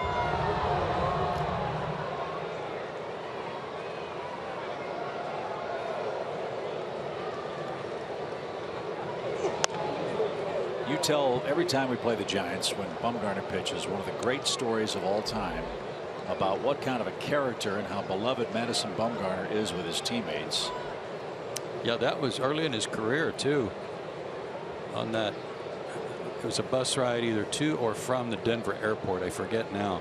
Which, as we know, is located in Wichita. Yeah, Denver airport. Exactly right. Strike 3. MALLEX is caught looking. Bumgarner has the second out. Big roller breaking ball. Anyway, the bus broke down. It's going to be like an hour wait to get the bus out to the Giants before they could continue. And I would have given up on that one too, MALLEX. That was a pretty good hook. Anyway, somebody on the bus said, "Hey, Bum, you think you can do anything with this?" So he got off the bus. And as I like to say, I don't know where the hood is on a bus, but he lifted the hood, started working on it, and then told the driver, "Try it." Bus cranked up, and they went on their way. That's really kind of a almost no-win situation for a player, because if he fixes the bus, he's going to be applauded, but they're going to give him a whole lot of grief. If he sticks his head under the hood of the bus and it doesn't work, he's going to get buried. Yeah. I'm sure he had a little grease on his fingers when he got on the bus too. Pretty good chance. As strike 3 freezes Ender Inciarte, and that's what Bumgarner does. 7 strikeouts for him. He's got a 6-run lead, and his bats go back to work.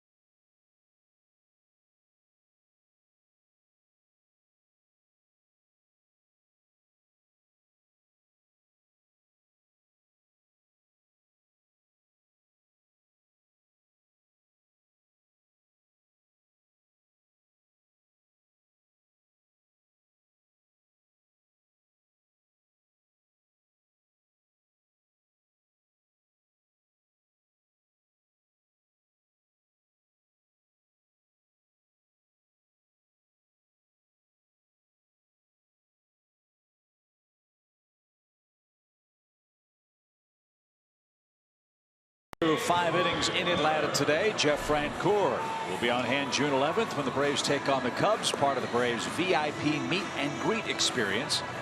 Visit Braves.com/VIP today for all of the details. And you guys out in the audience will have a great time meeting Jeff Francoeur. As you know, a local kid, one of the most affable, engaging, personable people in and around a uniform. You'll have a great time, so we hope you'll join Jeff for that. This is Ryan Weber back with the ball club, his second tour of duty with the big league club. Earned his first win in the big leagues on April 19th against the Dodgers. And he will be asked to pitch some long relief here.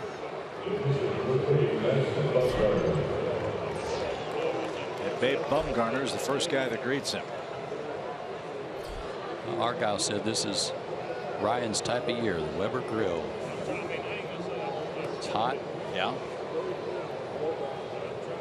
Good hitting team, the Giants. He'll feel like he's on the grill if he falls behind in the count.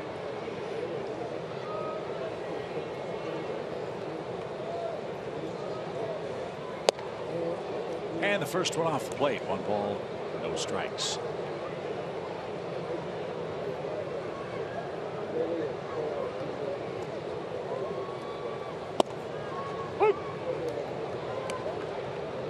Madison is just one big, strong country boy. Born in Hickory, North Carolina, lives now in Lenore.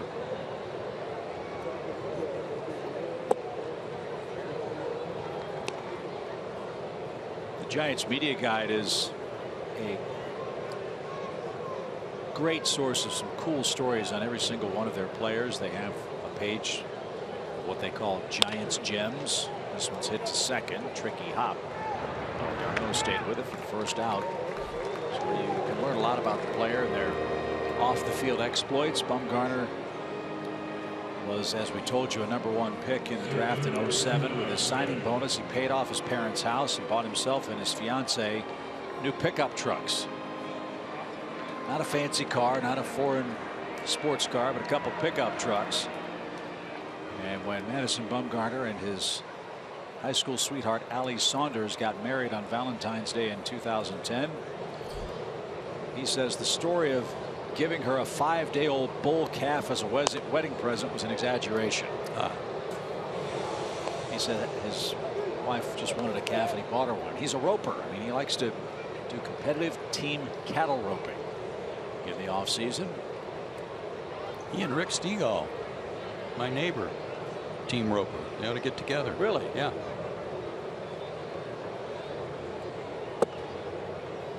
I mean, Rick's got he's got the sawhorse, you know, with the horns.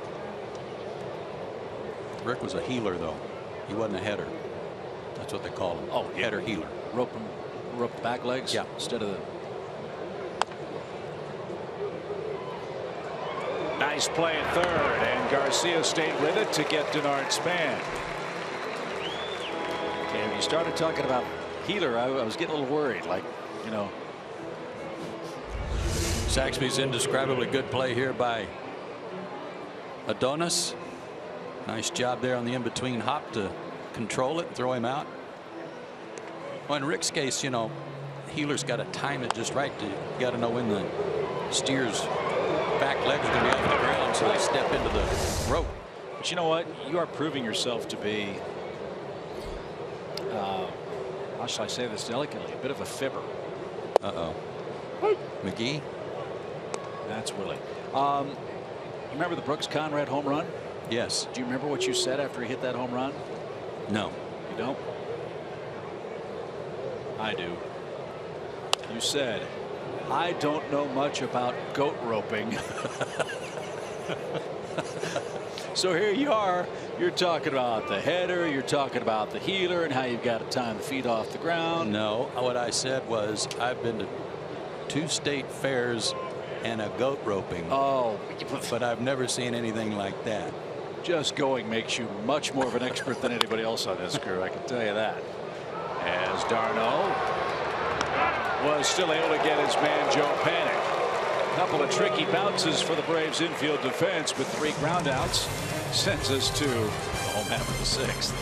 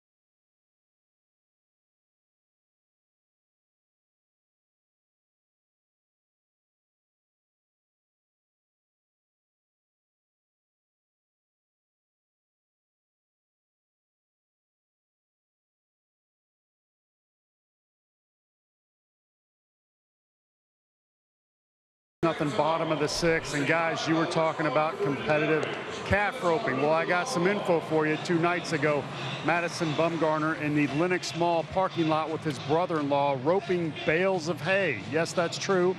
And I was pretty excited because I thought maybe he was going to wear out that left arm, but what I learned from Bumgarner is when you do the roping, you got to use your right hand because the way the lasso is structured, if you use your left, it will flip over. So he's okay out there swinging that right arm, and yeah, that left arm looks pretty good today. It's the little things, guys. Back to you. Yeah, it's the little things in calf roping that make the difference, Paul.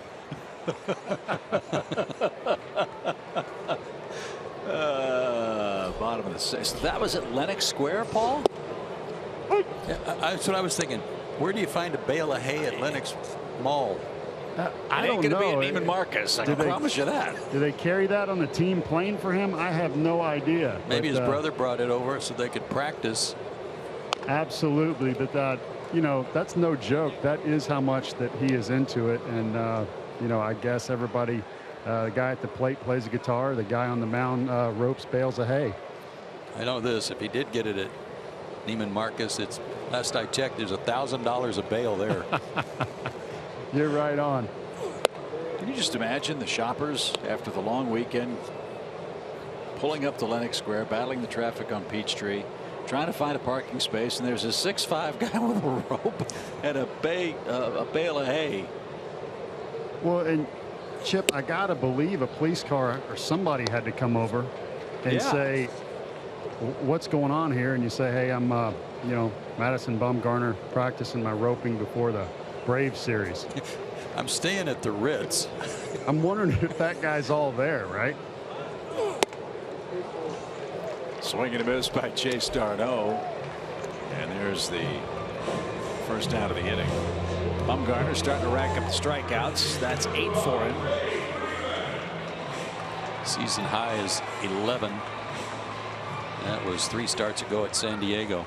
Complete game 5 hitter. He's got 10 or more strikeouts twice this year, 27 times in his career. As Freddie Freeman's the batter for Atlanta. And he unloads on the first pitch. This one's hit high in the air toward left, but on the warning track goes Blanco, and he's got it. For out number 2.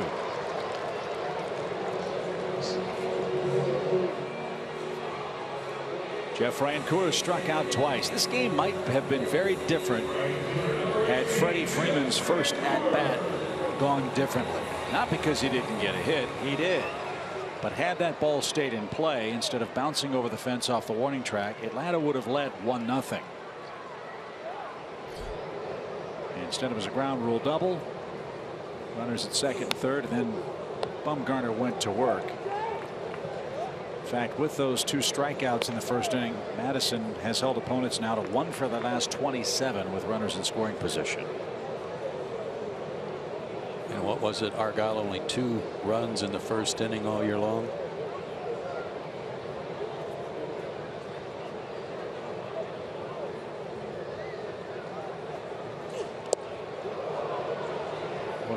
What a pitch.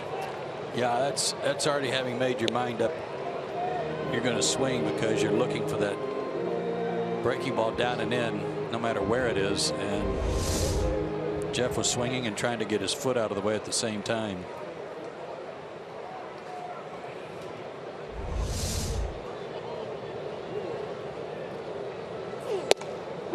Strike 3 called, and that's number 9 for Madison Bumgarner.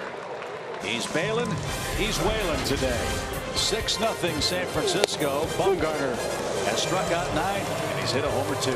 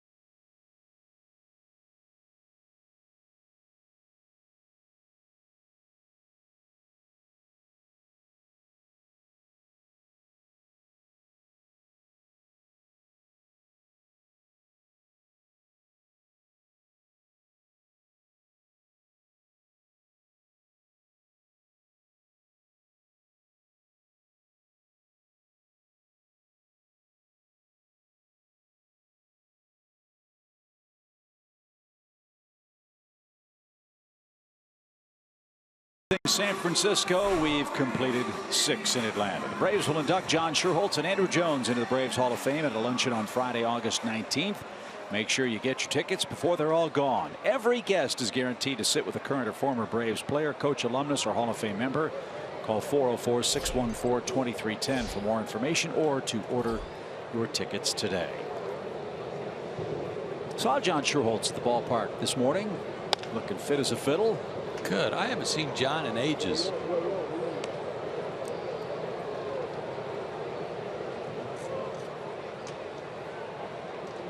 I know he's excited and honored and humbled for his induction that's forthcoming in August. That's always one of the highlights of the year. You bet.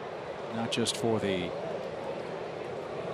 folks who are inducted in the Hall of Fame, but those who've already gone in, and everybody in the Braves organization and the folks who love this franchise. It's such a wonderful reunion, as it were. There's the vice chairman. I'm sure they'll play Hail to the Chief when he strides up to get his plaque. Is that your favorite event of the year? Yeah. Yeah, it's fun. It's a great thing. Just thinking that if they ask me to MC it again, that'll be my chance for payback. Nice play by d'Arnaud. Why do you have payback in mind? Well, he was the general manager of the Royals. Oh, that's right. And they released me. That was the end of my major league career. And as John likes to tell everybody politely, he got me my start in broadcasting. So it's all in how you market it, right? Yes. So I might have a little something to say. I like that. Here's Buster Posey, his first hit in Atlanta. A towering home run down the left field line. Argyle, what did they say the distance on that one was? 385. I think Buster Posey got a hometown discount. That thing was in a mile.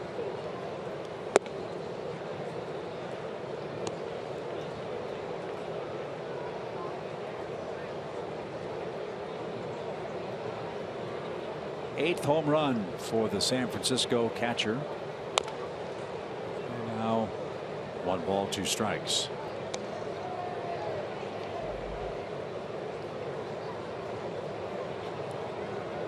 That youngster enjoying a ball game and thinking about hoops tonight. Who do you like? Golden State. How many games? I hope 4. Just saying. Swing and a miss. Buster Posey is the second out. He's lost the bat twice.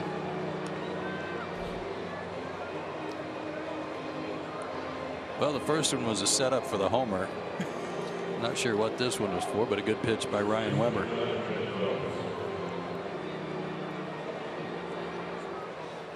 Here's Belt.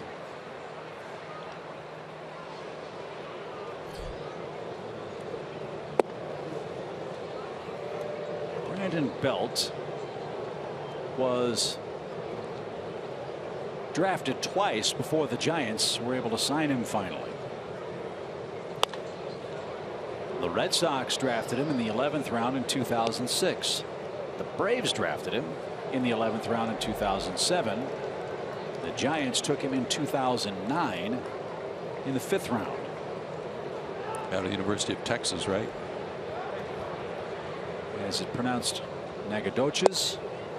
Is that how you say that? That's close enough. Okay. Well, I mean, I'm not a cattle or goat roper, so I don't know how to say it. Yeah. What's that mean? Nothing. No, okay. That's where those guys live, right? Yeah, Most of them. Uh-huh. I mean, that's where real cowboys are.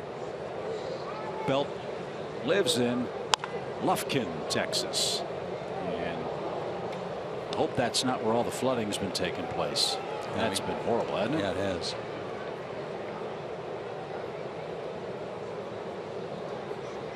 Belt's a good player. Reminds me a little of Mark Grace. Not a prototypical 25-30 home run guy at first, but he hits the ball hard. And like Mark Grace, Brandon Belt has a lot of 2-base hits. That's his second of the game, and he's aboard with 2 outs. He's so quick and has good balance. The home run he hit last night was an off-speed pitch, and he stayed back enough to use his hands. Gets that foot down quickly, pitch down and in, and that is really in his wheelhouse. He loves to just drop the barrel on something down and in. And hooked it, but kept it fair. What a series he's had. 39 doubles for Belt in 2013. He had 33 last year and hit .280. Good player. Took the Longhorns to the College World Series in 2009. And here's Crawford with an RBI chance. And that's bounced foul out of play. It's 0-1.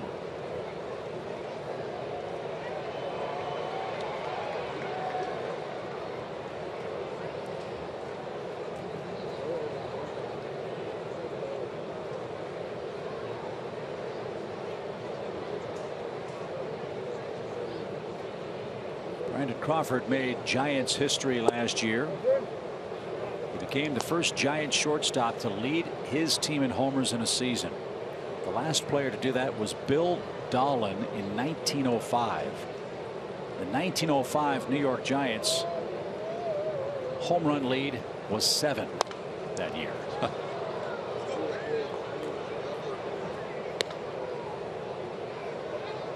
Crawford, well, maybe destined for greatness. His first big league hit was a grand slam.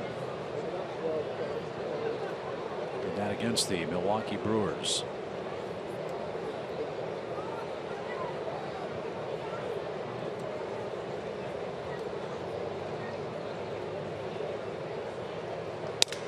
Broken bat. Weber can't get it. Darno charges. Gloves. Flips to first. Close play and safe.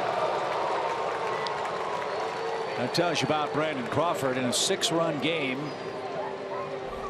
Breaks his bat and still busts down the line to keep the inning alive with his second hit. You saw Darno glove that one. Ooh, boy. That was close. He got in there. Braves may be taking a look at it. But they are satisfied it was a good call. But Darno had to field that ball with his glove, because if he tries to barehand it and doesn't come up with it cleanly, Belt can circle third and come home. It's already 6-0. Can't give him any more. And here's Jarrett Parker, the Johnny Depp lookalike for San Francisco.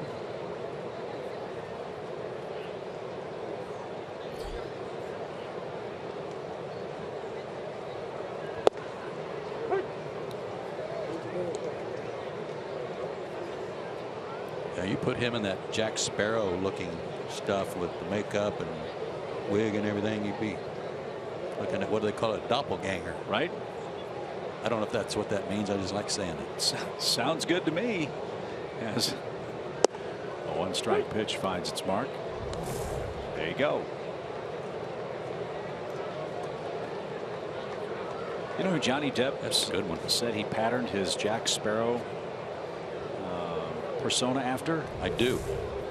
And it's dead on, isn't it? Yeah, it is. Keith Richards from the Rolling Stones. So Jarrett Parker, you got that to look forward to. Ground ball to the mound. Weber's got it, and that will take care of San Francisco. 7th inning stretch. It's all Giants in Madison Bumgarner.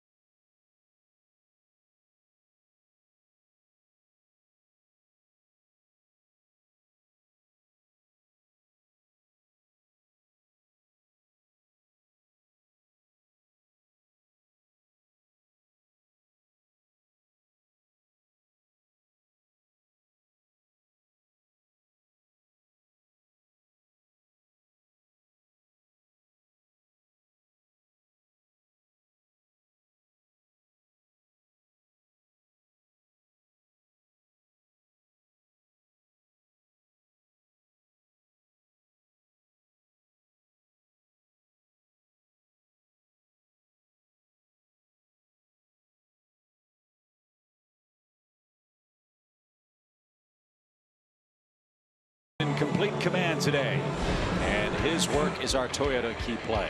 Yeah, the Braves had a shot at him in the first inning, but he was able to come back and get the strikeout of Francoeur and the strikeout of Garcia after giving up a single and a ground rule double. Since that first inning, he has been on fire. He's fanned 9. He's walked 1. And he'll face Adonis Garcia to lead off the 7th inning. Bumgarner trying to chase down his 7th win. And he's trying to go 6-0 against the Braves in his last 7 starts. 1 pitch, 1 pop-up. Belt on the run. Foul ground, slowing. Gets there. Nice play. 1 out. Big guy can cover some ground too, can he? Well, I wonder how long Bruce Bochy will let him pitch today. If he'll let him try to finish up a potential shutout, or if he'll save him some pitches. He's at 84 right now. You know, they used their bullpen a lot last night. I think they used everybody but Stratton. So could be he just wants to save the bullpen. We'll see how it plays out. He went 6 2/3 against Colorado. Excuse me, 6 innings against Colorado. So for Bumgarner, that might have been a light workload. Yeah, in his last start. So that might be something that Bochy will think about. Yeah, and left with a 4-1 lead. 1-0 pitch for Tyler, and he pops one up. And out of play.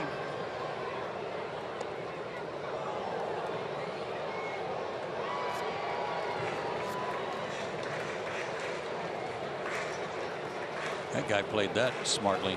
Played on a good hop. Right? Yeah.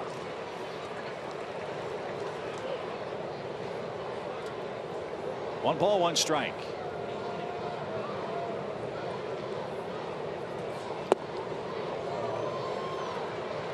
And you are right. He is a great big guy with just a nice smooth delivery. And look at how he was able to fool Tyler Flowers. He just state of the art. Perfect spot too. Tried to back it up with the same thing.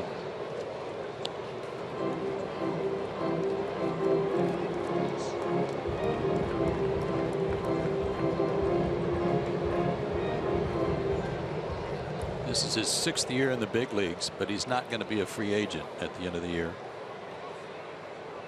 He is signed through this season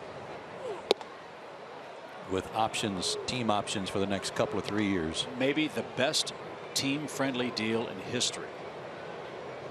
They signed him to a $35.5 million deal that runs through the end of next year, and those 2 options are worth $12 million apiece. Goodness.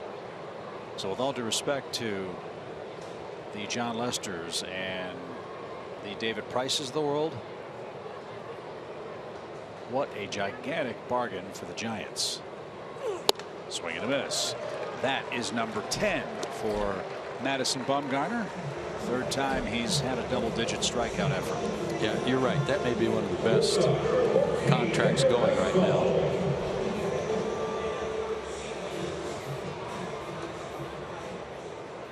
Two outs for Daniel Castro. Braves have 3 hits. 2 of those hits came in the 1st inning.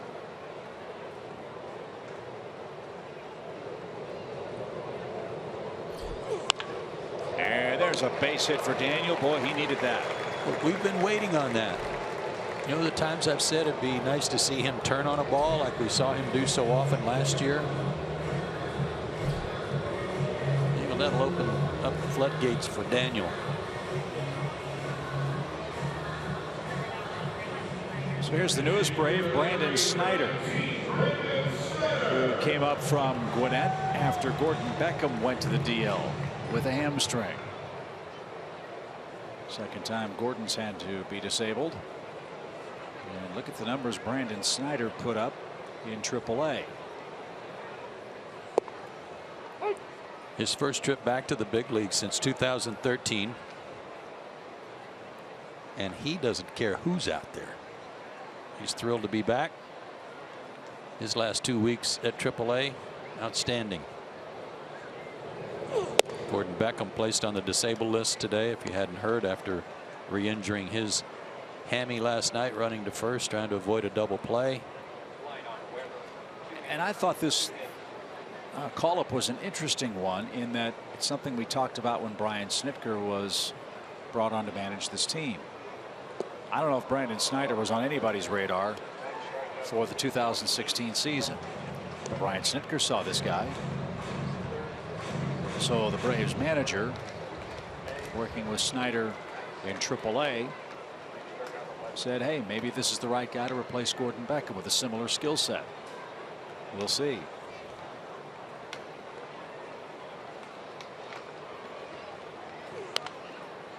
That's one of the real nice things for the players down at Gwinnett after Brian Snitker was promoted, is that they probably felt like, well, at least he knows what I can do if you need somebody like me. 1 ball, 2 strikes. Throws that hard slider down at your back foot if you're a right-handed hitter. And then he throws that lollipop breaking ball that you give up on because you're looking for something hard down and in. And it just kind of floats to that outside corner.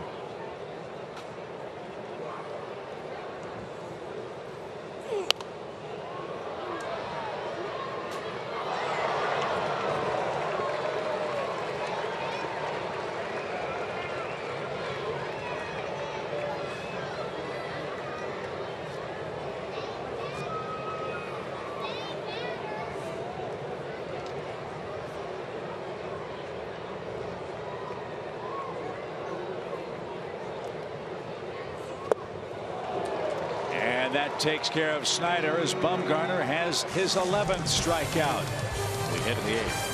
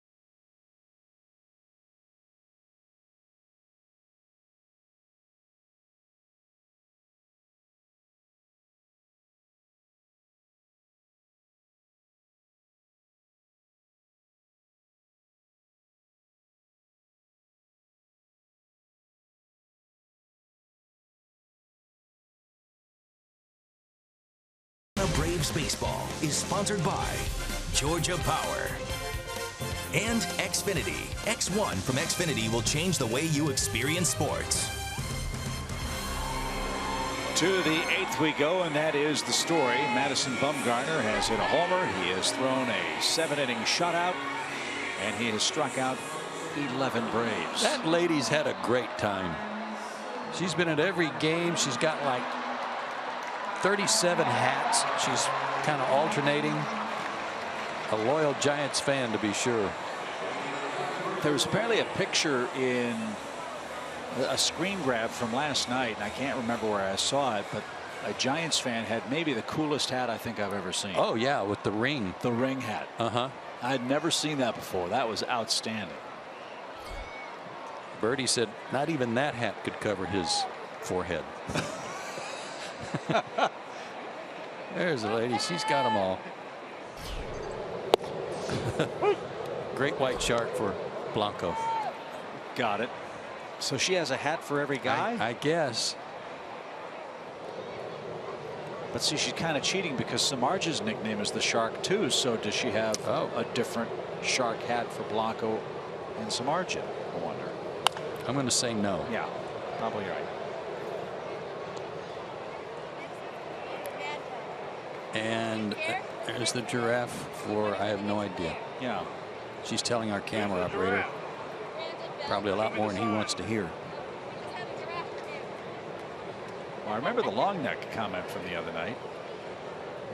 But who's the giraffe on their team? Is that it's Brandon Belt? Okay. Gregor Blanco flies to right. And there's the first out. Okay, so Bumgarner is going to stay in the game. What hat will that lady have on for the Giants pitcher, who has been as good, if not better, than advertised? He's our State Farm instant replay feature. Scoreless game to this point, but that was a no doubter. 411 feet. And that was way up there.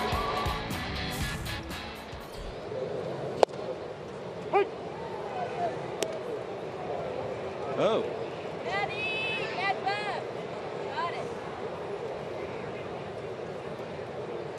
I don't know about that one. Like Cyndi Lauper. Yeah, right. But you got to give her credit. I mean, it's creative. There's no question.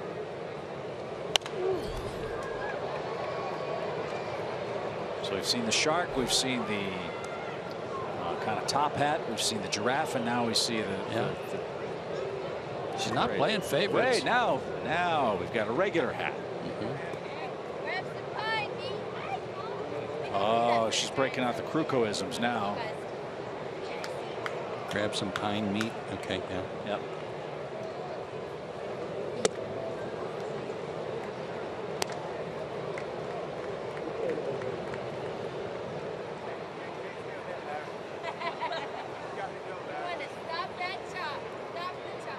Well, we're going to stop you right here. What we're going to do.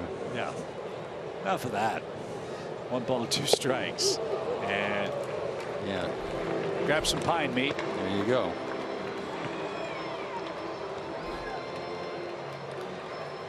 Two outs. And back to the top of the order, and Denard Span. 2 walks, a run scored, 2 ground outs for Denard today.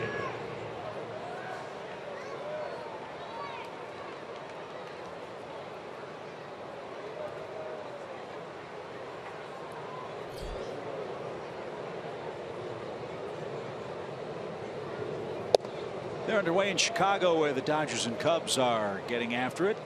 Urias and Hendricks are the pitchers at Wrigley. Arizona's in Houston. No score in the 2nd inning. The Astros are playing much better baseball all of a sudden. They've won 8 of their last 9 games, and putting George Springer in the leadoff spot has made a huge difference. Huge difference. He's been on fire. The guy that's really holding him back a little bit is Dallas Keuchel. Not pitching well. And he's pitching today, trying to win for the first time since Income Tax Day. Reigning Cy Young Award winner in the American League. 2 balls, no strikes. And a bouncer out to second. That should take care of the Giants, and it does. We head to the bottom of the 8th inning.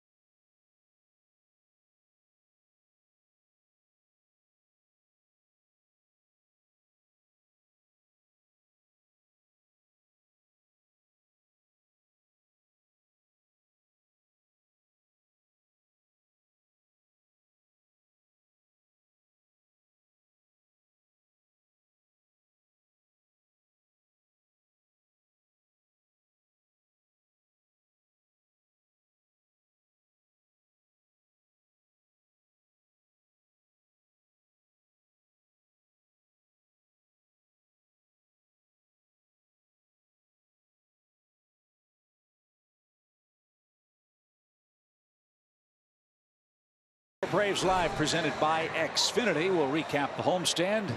Right now the featured attraction is Madison Bumgarner. And Joe and I will look ahead to the Dodgers-Padres road trip, which commences tomorrow night in Los Angeles. Alex Smith leads off.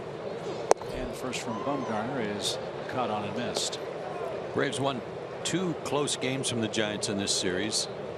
They got shut out on 1 hit a couple of nights ago and getting shut out on 4 hits today. It's like the Braves have made the Giants mad after each of their wins.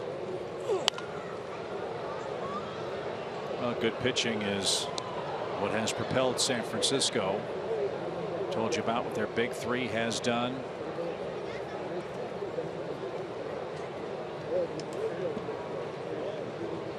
Braves have been crowing, and rightfully so, about how well their young starters are pitching. As MALLEX took that one low. Giants are 16-4 in their last 20. Their starters are 11-2 with a 1.81 ERA during that run. They had the best ERA as a group in the month of May in the National League, 2.47. They're good. They're really good. Now they've got to get healthy. But with the lead they have in their division, they have the luxury of getting Hunter Pence right. But that's got to be frustrating for Bruce Bochy, and you know, for Hunter Pence, who said his leg felt great. He felt loose and couldn't possibly have anticipated any problems. But after a 6 a.m. MRI this morning, the Giants decided that it's time to go to the DL and get this thing right. It doesn't matter what you do to test it, trick it, whatever you're going to do, until you get in game situations like the one for Hunter last night on the slow roller trying to leg it out. Glad I was talking over that. You don't know how your leg's going to react, the pressure you put on it, the stress you put on it. So a leadoff walk puts MALLEX Smith at first. And Ender Inciarte's the batter. He's 0 for 3 with a strikeout. But losing Hunter Pence is not the way you want to go to St. Louis, and that's the fate of the Giants. They play the Cardinals next. Great matchup tomorrow night. Johnny Cueto and Adam Wainwright. Duffy's going to go to second, and the throw to first not in time. Inciarte beats the wrap. Nice turn attempt by PANIK. And they get the fastest runner, MALLEX Smith, for the first out. Yeah, I mean, that was literally around the horn from near the bag at third base. You figure PANIK's just happy to get 1. Almost got 2.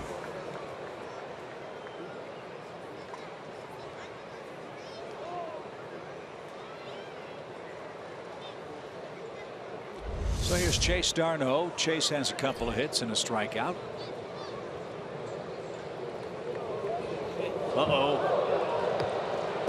That one all the way to the screen. A very wild pitch, and that's about the only thing that's been off target for Madison Bumgarner. You know, though, that sent a shudder through the entire Giants organization and the whole Bay Area. When a guy throws a pitch like this, it goes so far off the grid, you worry that something happened, that he hurt something. Remember Norm Charlton, Sheriff? Yeah. Saw him do that in Seattle, and he snapped the ligament in his elbow, then threw another pitch off the screen, thinking, well, maybe I'll get a double play and get the save.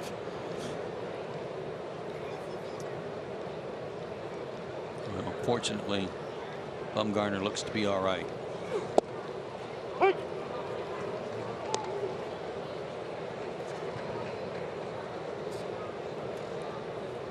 Braves have 4 hits. Chase has 2 of them off of Bumgarner.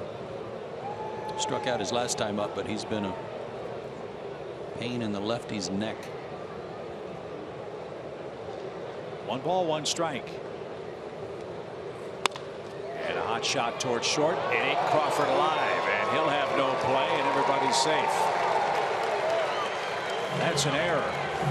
If memory serves, the Braves had a game, I think it was in San Francisco, that they were staring defeat straight in the eyes, and Crawford bobbled the ball at shortstop, and Atlanta stole a game out at AT&T Park.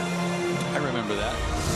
It's going to take a a lot more than one error, though, to turn this one around. But you got the right guys coming up to make things interesting late.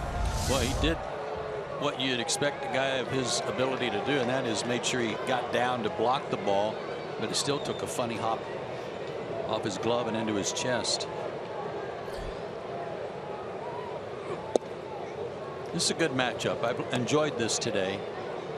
Freddie drove the ball to right center for the ground rule double. Then he struck out in the third and then drove one to the warning track near the wall and left his last time up. So he's had some good swings, but Bumgarner has a strikeout too.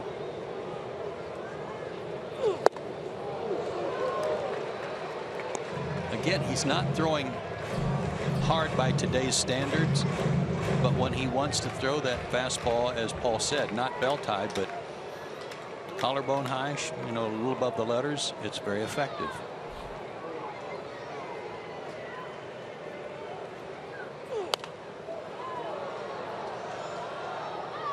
I mean, he looks like, and he certainly sounds like, he's throwing a lot harder than 91. Like Jason Grilli, he grunts with every pitch. He has worked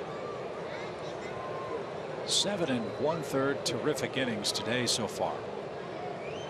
He's got 2 men on, and Freddie Freeman behind in the count. Got away with that one.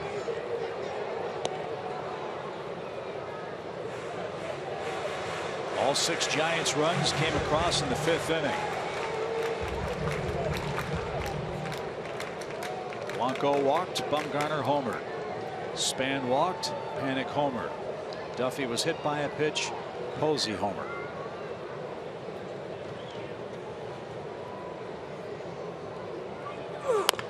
And a bounding ball toward first. Belt took a look at second and beat Freddie by a step at first. So 2 in scoring position for Jeff Francoeur, but now there are 2 out.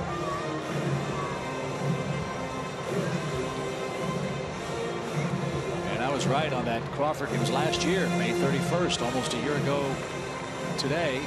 Braves scored 4 in the 9th to take a 7-5 lead. It was a game that Madison Bumgarner started. So Bruce Bochy's going to pat his big left-hander on the back, and the Giants fans here should applaud him. He was magnificent at the plate and on the mound, and he leaves with a 6-run lead.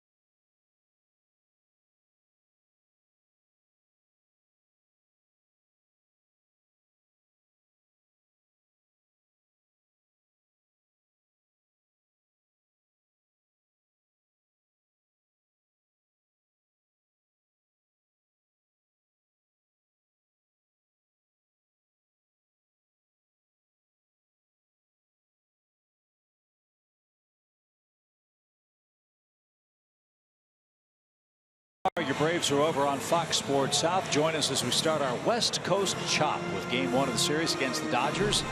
It's the Braves and Dodgers tomorrow with coverage starting at 9:30 Eastern on Fox Sports South and streaming live on Fox Sports Go. This is Hunter Strickland. We've seen him before, and he's got a good arm. He pitched last night, went an inning, gave up a hit, struck out a batter. Lives in Griffin, Georgia. Upper 90s fastball, and he's cut down on his walks this year, making him much more effective. And Righties have had very little luck against him. They're 4 for their last 28. And Jeff Francoeur happy that Bumgarner's out of the game. Jeff has struck out 3 times. Twice swinging, once looking.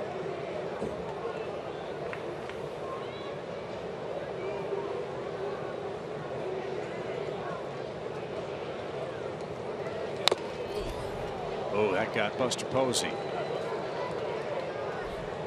And Jeff Kellogg grabbed him to make sure he was all right. No balls, 2 strikes. Foot. There's a little shell that kind of covers the instep on the catcher's little flap, but not always. Murphy's Law, it always finds the unprotected spot, doesn't it? Yeah.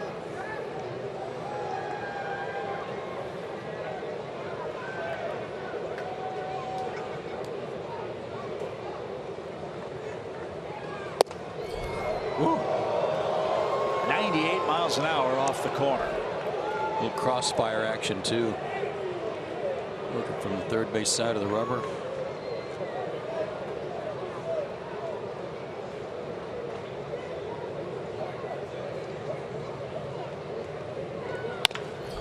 Up the middle. Nice pick by Panik. Double clutched. And through to first in time to retire the side. So the Giants preserve the shutout bid for Madison Bumgarner. Panik with a nice play, and we are off to the 9th.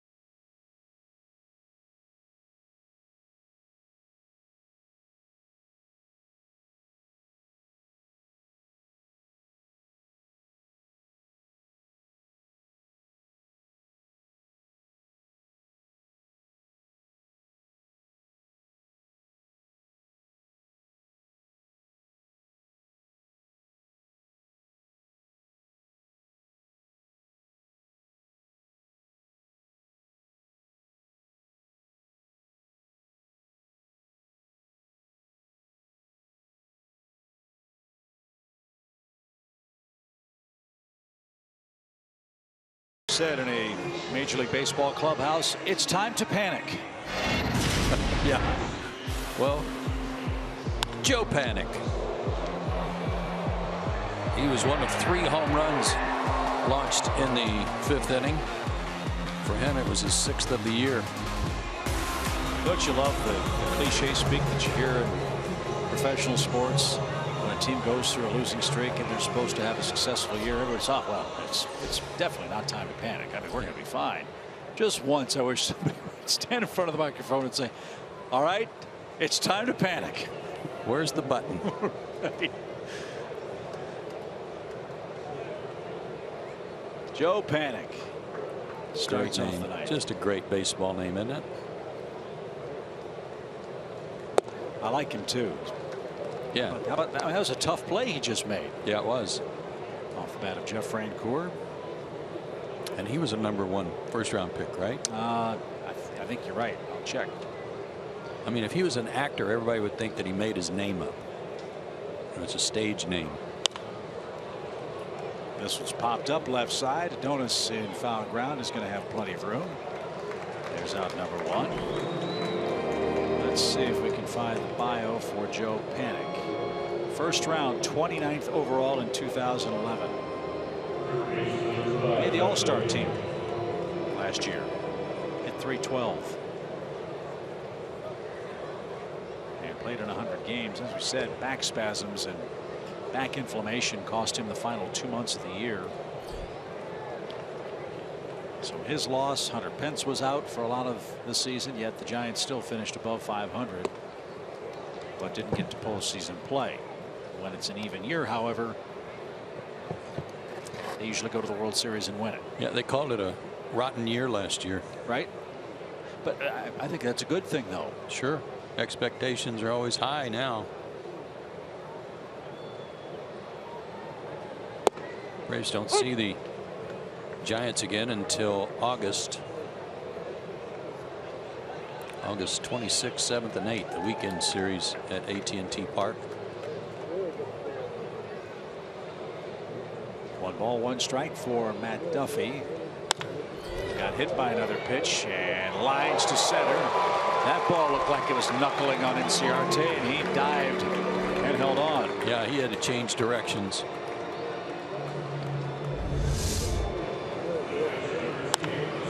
Great jump again. Started to his left, and then he had to lunge back to his right. So the ball in straightaway center, at least for Inciarte, is snaking on the grass, and it's snaking in the air. Yeah. And a nice play there, however. And 2 are out for Buster Posey. This will be his last at bat in this ballpark. Park that he has really loved playing in. Came here as a kid. Growing up in Leesburg, Georgia. Next time he sees the Braves in Atlanta, he'll have a new ballpark to hit in. That, of course, SunTrust Park.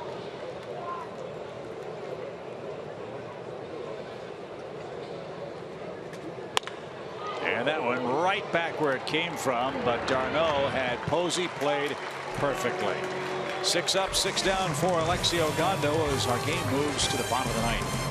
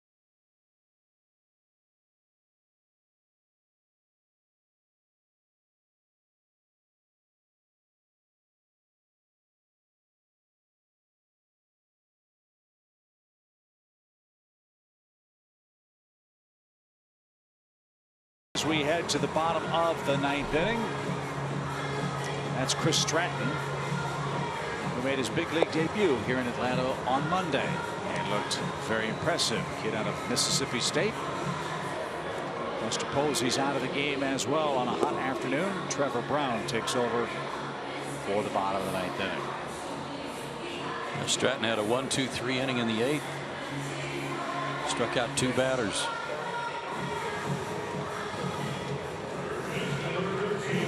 Pitch guy, fastball in the low 90s.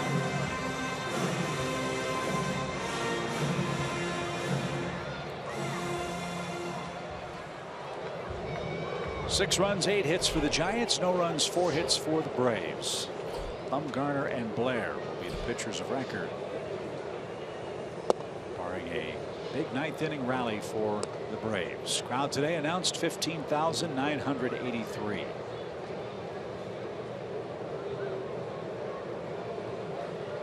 And Bumgarner, 11 strikeouts and a home run hit.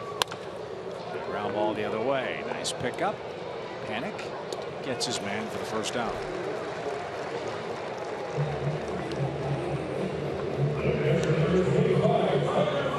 Tyler Flowers reached base with a 4th inning walk. He's flat out and struck out since.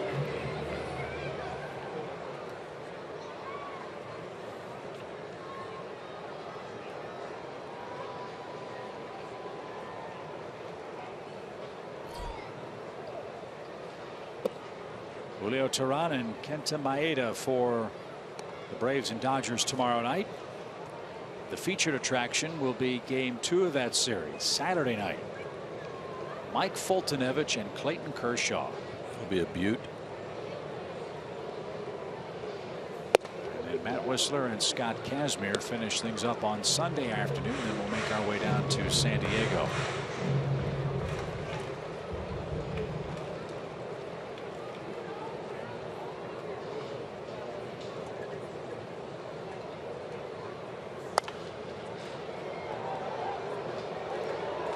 That's out of play. 1 ball, 2 strikes.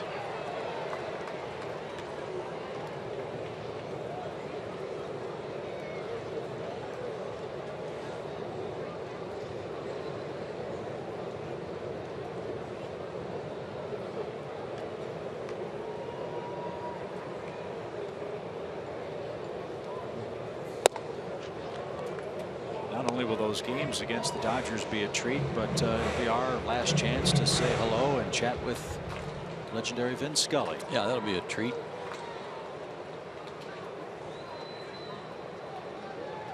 Vin Scully retiring at the end of this season as the voice of the LA Dodgers. You were talking about that earlier on the homestand. You go through the history of the Dodger franchise. You had a remarkable number about a remarkable man. Yeah, actually, I haven't seen the story. The one written by Tom Verducci in Sports Illustrated, who's an excellent writer. But that Vin Scully has been at the mic for half of the Dodgers games in history. And their franchise started in the late 1800s. He's seen half of them.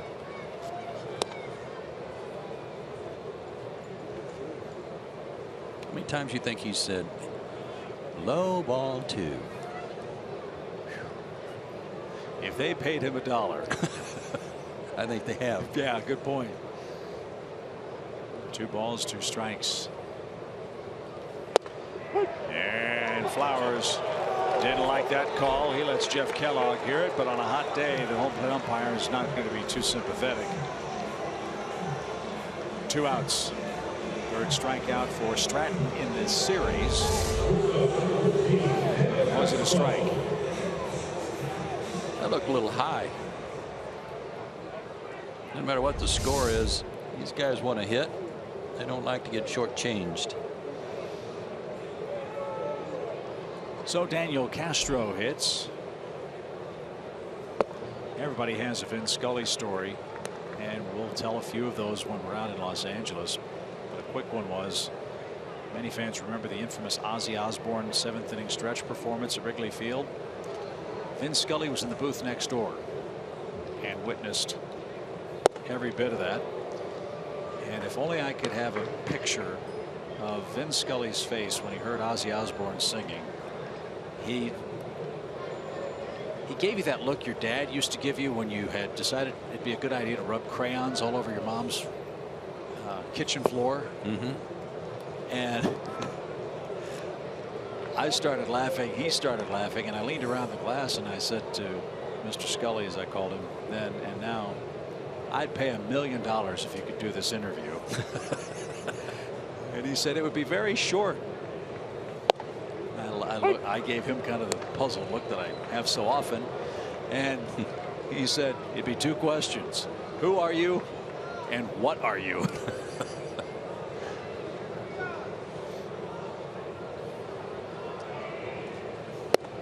And ball 4 keeps the game alive for Atlanta. Castro walks. And A.J. Pierzynski is going to come on and pinch hit. Do you have any memories of special Vin Scully calls of you as a player when you were in Los Angeles with the Dodgers? Yeah, there's one that actually somehow, some way, I got a cassette tape of a call on a catch I made, and I just gave it to Dave Poole yesterday. our A1 up here, who's going to transfer it for me to a disc. Oh, cool. And by the next homestand, perhaps we'll have it where you can hear it. I'd love to hear it. Yeah, it's a real keepsake. 1 ball, no strikes.